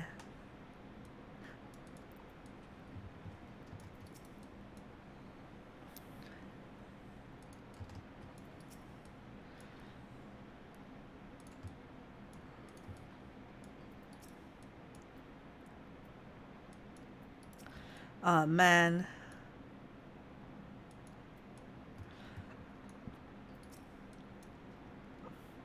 Shit's wild. He's dead. Had I only been stronger. Enough of that. There'll be time for regrets after we've rid the world of Zurvan. Creela has the right of it. The demon has fallen back into torpor for now, but we must act swiftly if Regula's death is to have meaning.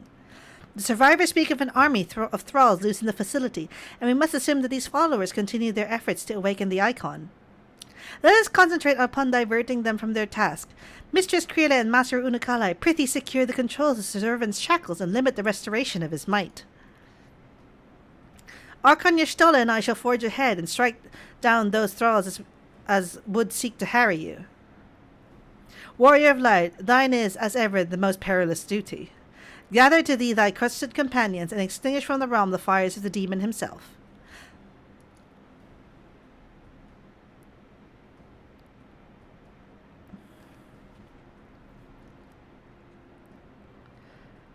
Okay, are we entering Containment Bay Z1T9? Here we go.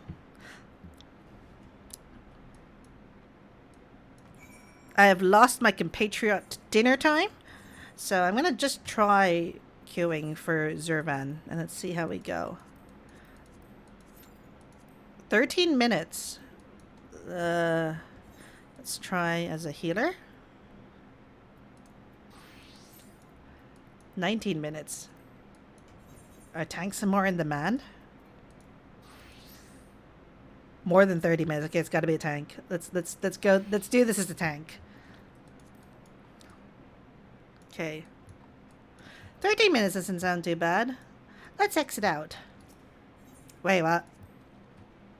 Ooh, that makes squelchy sounds.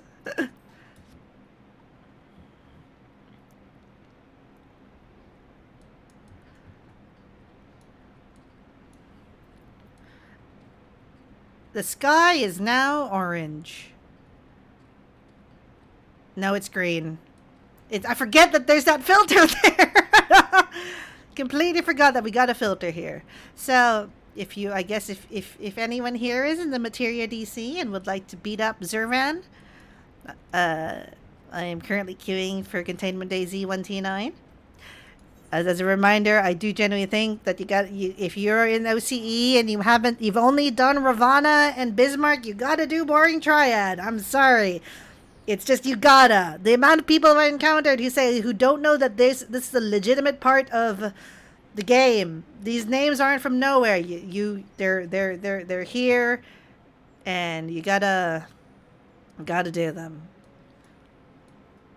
Oh wait, no, I am based in Limsa Laminsa. I'm not in New Gradania here.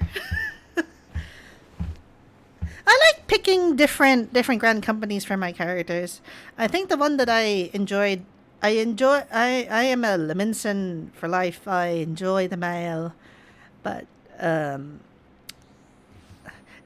is it difficult to go into Limsa Laminsa? Trying to get into Limsa Laminsa at peak hours is an exercise in patience.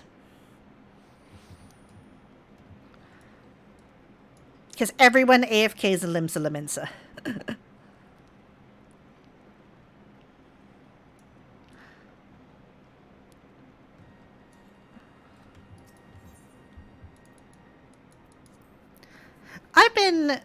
I think one of the great things about establishing yourself in a new DC or whatever is doing stuff like squadrons again, and knowing that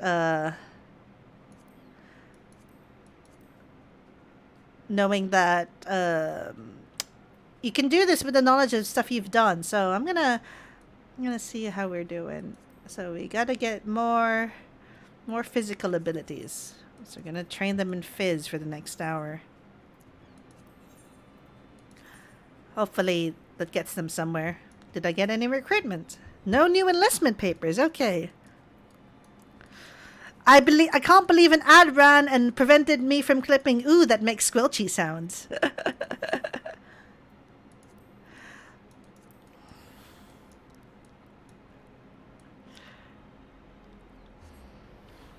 I don't know the full scope of what's going on with ads. I've just been taking feedback from people who've said they've encountered it, and so far, top of the hour seems to be when they run, and there's no problems with that. But I guess that's something I got to be aware of. Can you tell I've never done this before? I already purchased my mini catbox ticket. That is strangely more forward thinking than I normally would be.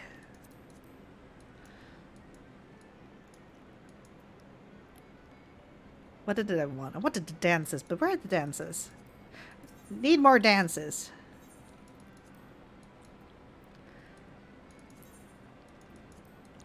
Every time that there is fashion, I do the fashion as often as I can.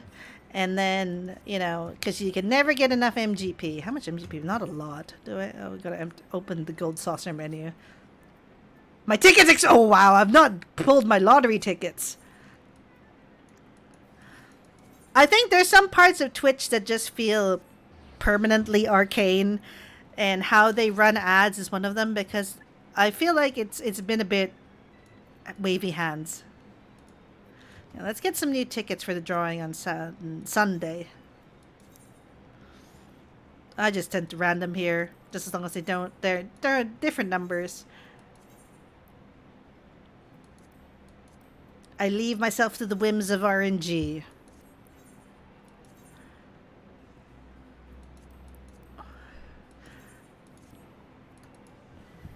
Okay. So you buy your tickets. They draw them before the weekend. They draw them on Sunday. Sorry, not Sunday. Not Saturday. Sunday. IRL time, and then you'll see whether you're a winner or not. You can spend all day in the gold saucer and never get bored. It's dangerous, because this is just mini games upon mini games.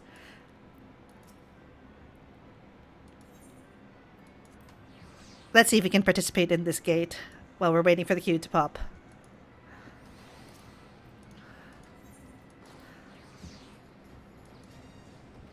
Okay, let's go! We have to avoid the bump.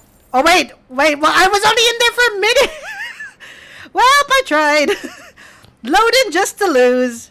But let's climb to the top anyway, since you can't climb to the top unless the gate is running, so...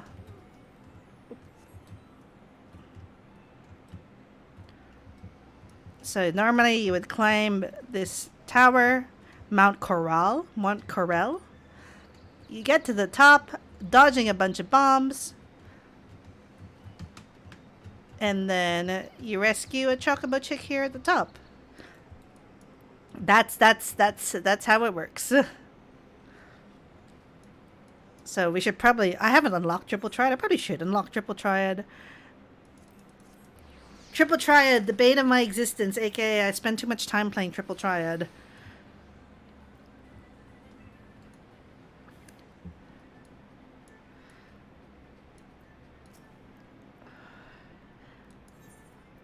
And yes, it is the same as the Final Fantasy VIII one, complete with the music.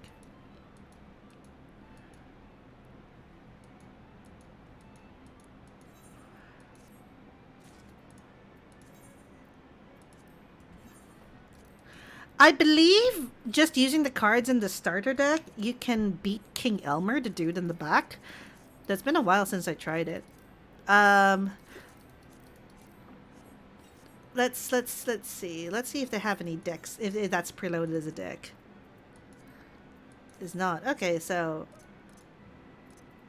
let's load these, and I'm pretty sure that you can beat... I have Argath from when I did Rabanastra. Okay. I'm pretty sure you can beat King Elmer with this deck, but it's... Let's see. You have to put the bomb in the middle. Oh no, we have to play against the starter person first before we can challenge King Elmer. Okay, let's challenge them. Okay, let's go. All open. How could I have guessed you would get into the card games? Look, look, look, look. Triple Triad. I had a Triple Triad problem when I was playing Final Fantasy VIII. And of course I would have a Triple Triad problem in Final Fantasy XIV. I don't have the achievement for getting all the Triple Triad cards, but I wish I did. It's just that some cards are such a pain in the ass to get. Because you have to unlock everything to get the Triple Triad cards from them. Plus you can challenge other players in the game. And they revamped Triple Triad recently as well. So they changed some of the deck building restrictions.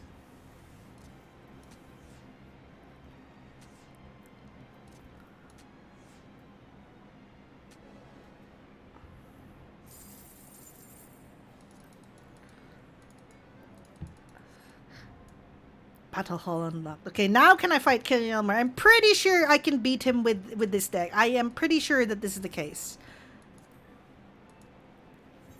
Because it was a trick I learned a long time ago. Because he uses two rules. He uses plus and same. Plus and same. So this relies on playing the bomb in the corner. In the middle. So okay. Sometimes it works, sometimes it doesn't. But it's taking advantage of the plus rule, which has a combo added to it.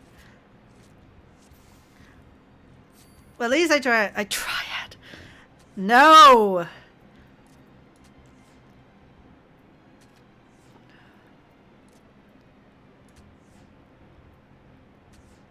Okay. Okay. Is it the Sabotender? Or is it the I am pretty sure this is a legit strategy with the starter deck to beat King Elmer, but I can't remember the details of it. Okay.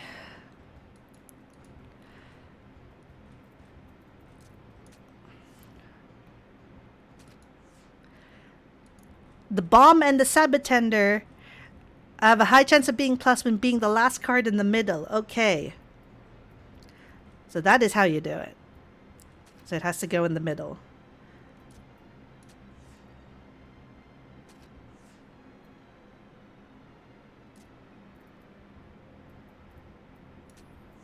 As long as he doesn't put it in the middle. Okay, let's see if that works.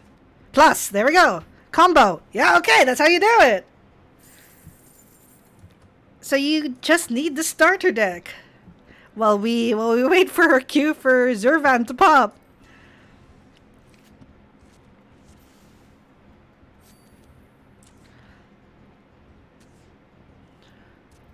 Triple Triad hours for courtesy of QA Overdrive.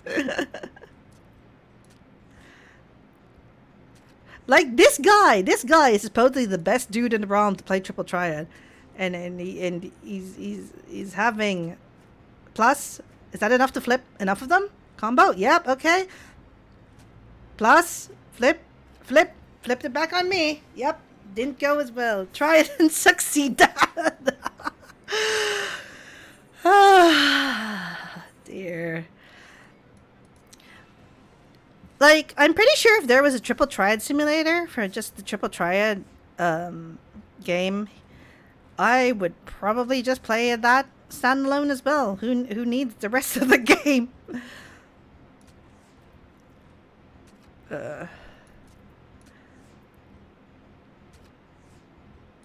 So I'm just hoping he doesn't have. Yep, it's a draw.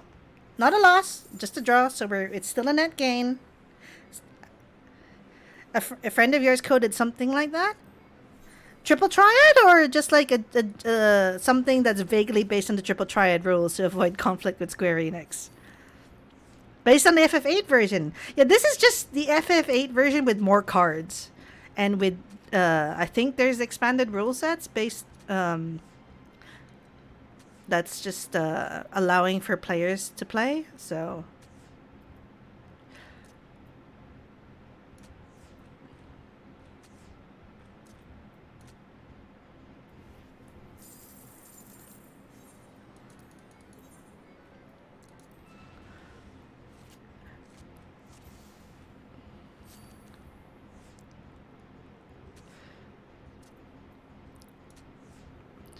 20 years ago, in the Sonic Fantasy, nobody considered getting sued to heck. Yeah, that's legit, all right. The ye oldie days was a wild time.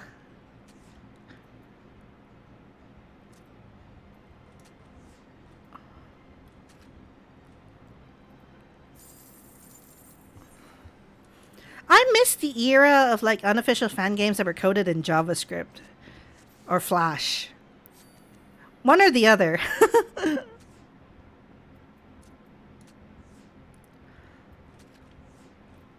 It was really the Wild West out there. So who knows? Oh, down here.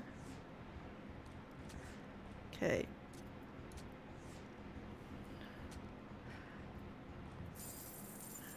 Always in threes.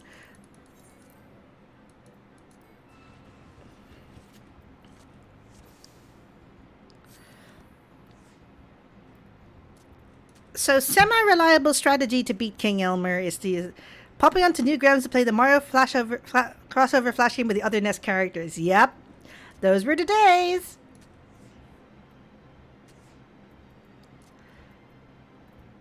Newgrounds was a time.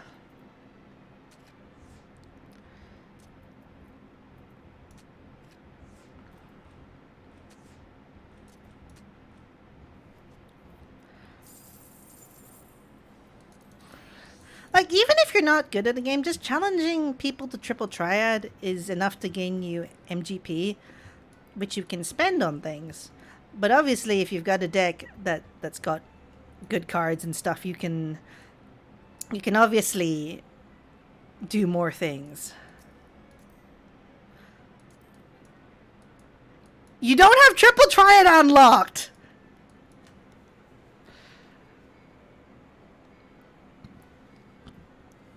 Can you go unlock triple triad?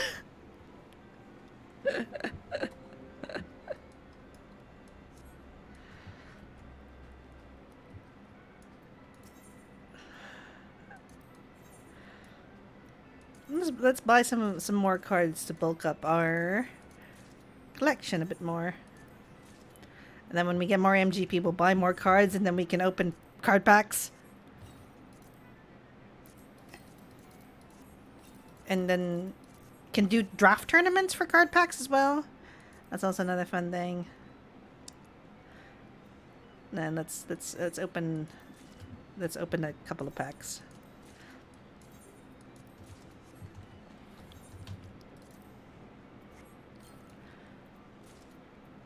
Oh man, I got the Warrior of Light.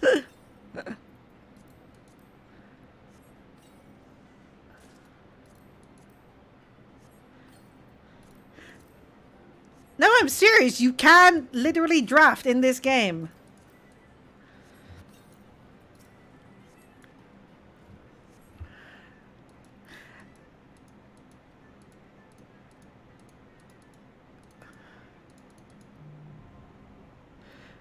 Like, for real.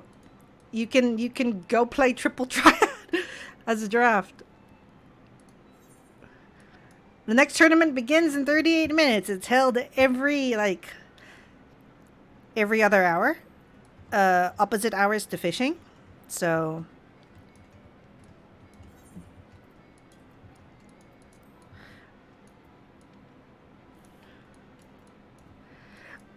the best thing to do is just you challenge as many NPCs as you can. You start collecting as many cards as you can. Some cards drop from duties, so there are some duties in which it's just we gotta farm. We gotta farm duty not for the glam or for the mount, but for the triple triad card. But yeah, there is a draft, there is a tournament, there's which is sort of like your the draft in this is that you get sets of cards and you have to pick from sets of I want to say two or three, and then you pick one from each tier, and then you have a deck, and then you go fight against people with your drafted deck, and then you win based on your placings. It's round robin rather than Swiss. So very simple, easy way to earn MGP in here, easy way to gain cards.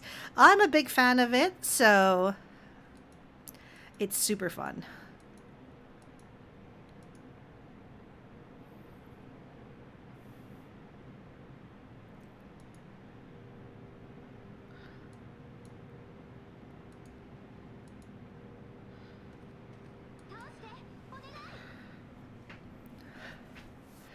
So apparently, I've been told that Tetramaster Final Fantasy IX's card game is actually online, standalone, and made by Square. It shares a launcher with Final Fantasy XI, but was released first on Play Online and was discontinued in 2010. So they did try and make a card game standalone.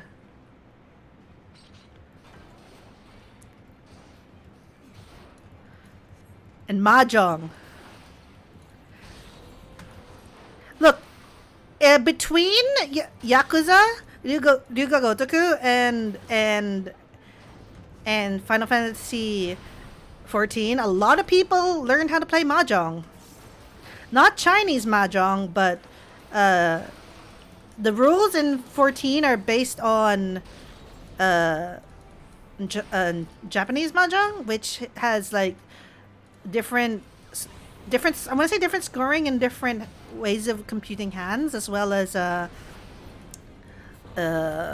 its own set of rules. So they're distinct enough that my grandmother would not be able to play Chinese mahjong, but she would be able to pick it up. I guess that's the best way to describe it. That the rules would not be unfamiliar, in that she wouldn't be a complete fish out of water, but she wouldn't like be winning like she does in Chinese mahjong. As you can see, Zurvan, like the server, doesn't have much to it. No, I'm sorry. I don't mean for that to be to burn on Zurvan, but Zurvan is I think the least populated out of all of the current OCE worlds. So it's as a server, it's just kind of been a bit bleh to be around, and we hardly see anyone from there. It's like the difference between rugby league and rugby union.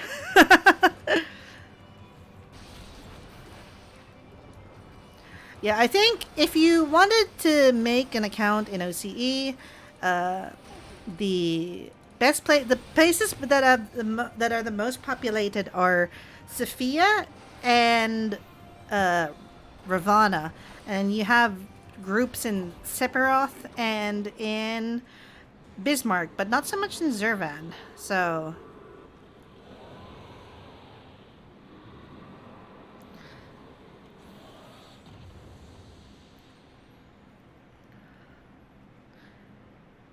that's the end of the Warring Triad storyline. It's a shame that we weren't able to do it synced. Maybe that's something we can do at a future time. Perhaps we can do mount farming for the EX versions, because I'm pretty sure you can solo some of these by now at level 90, but I'm not level 90, so we'll see. Incredible as always. Hopefully that'll be the last of our world seas of the likes of Zurvan. Every one of his thralls has been slain as far as we can determine. Our victory over the Warring Triad is complete. An impossible feat had we not been blessed with your cooperation. Let us not forget the efforts of Regula Van Hydrus and his men. Without their noble sacrifice, the demon would have awoken far sooner and possessed of far more formidable energies. And when we next meet, our fleeting alliance will surely be forgotten. 'Twas an interesting exchange, nonetheless. They spoke of their present ruler as a man who values self-sufficiency. Varus befriended Regula in their youth, it seems, and was highly impressed by his martial prowess. It is common knowledge that Regula's rise to Legato was in part advocated by the Emperor himself. Regula freely admitted his shortcomings when it came to politics, and it was Varus's unconditional support that served to win his undying fealty. One does not expect such tales of comradeship to lurk between the Empire's iron exterior. Contrary to all expectations, the man died a hero. Witnessing the way you all leapt into danger without hesitation, it seems I am surrounded by heroes. And yet my own actions were aught but heroic. I have not the qualities nor the character to stand at the warrior of light's side. What a curious thing to say! Are you truly concerned that you do not measure up to some arbitrary requirement? My life is nothing but arbitrary requirements. If you knew the path I walked to reach this place, then you would understand why I doubt myself so. Return to me with the rising stones, and I shall tell you of it.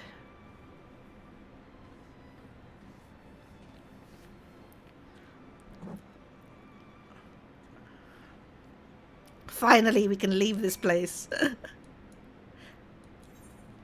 The place with the terrible lighting.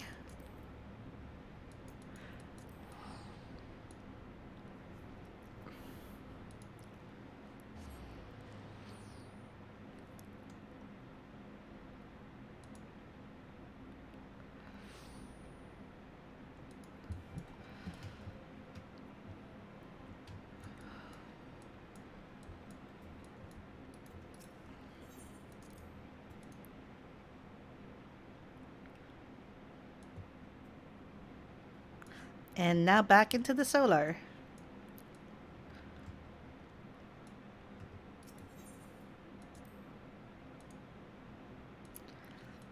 The lighting reminds me of gamer PCs before RGB became the norm. I think that was kind of the point. With your victory over Zurvan, the warring Triad is finally defeated. I am afraid, however, that mine efforts have often been more hindrance than help. And you and your fellow scions deserve to hear the reason behind my actions.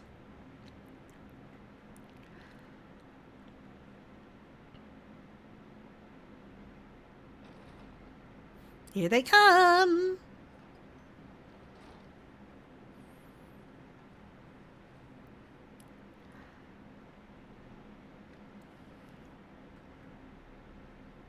I promise to tell you of my journey, of who I am, of where I am from. The truth is, I am not of this world. You think? I like how everyone's like, yeah, it's not the worst thing we've seen. I was born of a different star, a child whose power of the echo was too feeble to save his dying world. And now the face reveal. A child who, unlike you, never became a warrior of light. When all I knew had stood on the brink of destruction, I was yet half grown. Had I been born but a handful of years earlier, history may have written a different tale. The seeds of other heroes that had yet to fully sprout may not have withered and perished. The star I had failed to save is now known to you as the Void.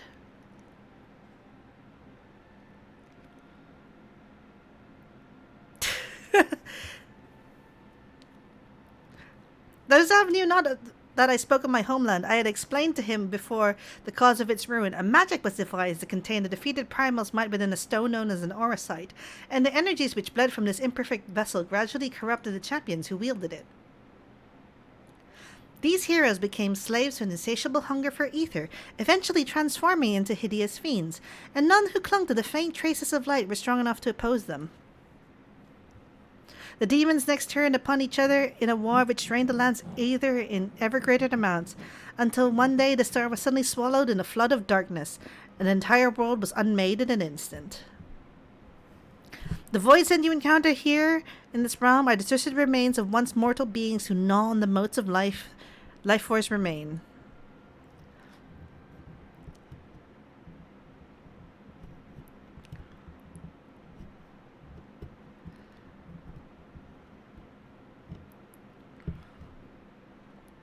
And as I lay dying, beaten and broken in my failed last stand, 'twas a white-robed Ascian who found my tormented spirit and bore me away to the rift betwixt worlds. Elidibus has been my master ever since. At my mentor's feet did I learn the nature of reality, of the existence of mirrored worlds and the eternal struggle between dark and light. Sudden and overwhelming superiority for either side will shatter the balance, and the world in question will be returned to the void by a calamity beyond imagining. I'm pretty sure he's wearing the robes from the World of Darkness in that flashback. As the self-appointed custodian of this balance, My master warned me that the source, the first of all worlds, slips perilously close to oblivion. In what spirit did this master proffer such a warning? A benevolent gesture or a veiled threat? To these questions and more do I mean to coax forth answers, yet no matter his intention, that Heidelin doth teach her on a knife's edge is an undeniable truth. Knowing this, what choice was given to you to make? I chose to join my master and act as his instrument on this star. The tragedy that befell my home cannot be repeated. I will see this world saved. And yet I hesitated at the most crucial of moments. What right do I have to stand alongside a true warrior of light?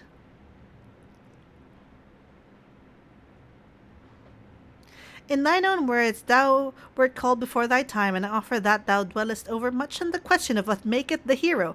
The search for the answer leaveth thee paralyzed by doubt. Heed me, Master Unukalhai, thou hast not needed to believe thy hero to perform a great deeds. 'Tis the deed itself which earneth thee the hero's mantle. Aye, the ideals you hold can be less important than having faith to act upon them. Regulus' loyalty to the Emperor guided his actions until the last, and though we do not see eye to eye on many things, his final deeds can be called not less than heroic. Personally, I find that faith in my companions allows me to act unhindered by uncertainty. I know that, should I ever falter, Sav and the others will be there to support me, or steer me back onto the right path if needed.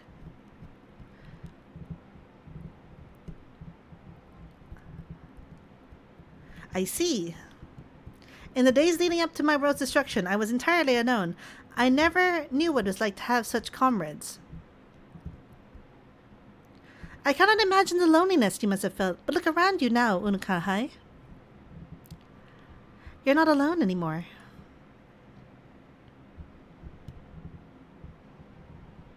The power of friendship shall save the world.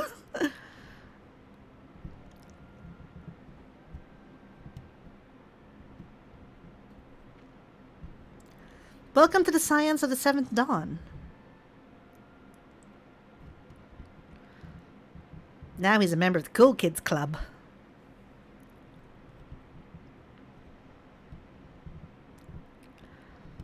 I will fulfill my promise to save this world, and when I stumble, I shall be glad to have your hands there to steady me. My apologies. This is difficult for me. For long I have spoken behind a mask.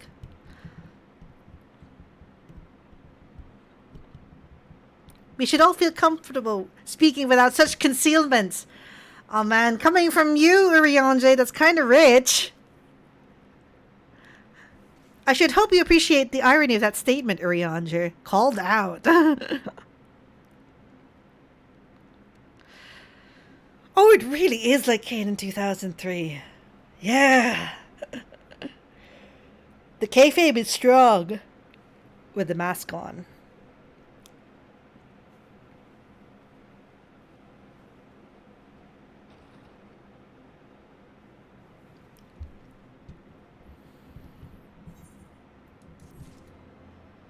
There we go. That's the end of the Warring Triad storyline. If you haven't done it, I recommend doing it. You have to complete up to Heaven's Word, but this is included as part of the free trial. If you ever get to that point, you can, because it's capped at level 60 and it's technically patch content.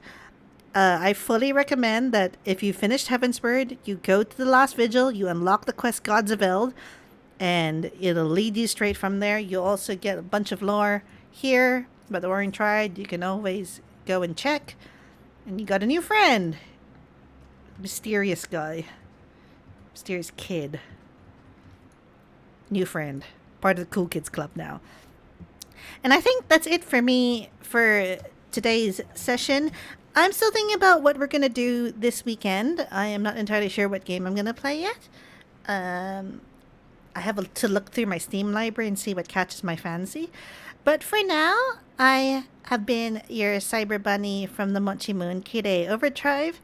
And I'd like to thank you for coming for this stream. It's a shame we couldn't do the fight synced, but you know, we have the storyline and we did it all on stream. So, you know, I felt it was appropriate to do it on stream, especially since a lot of people at OCE don't have this unlocked, it seems like, question mark. So It's good to know. But anyway, thank you so much for watching, and I shall see you all next time. Bye bye!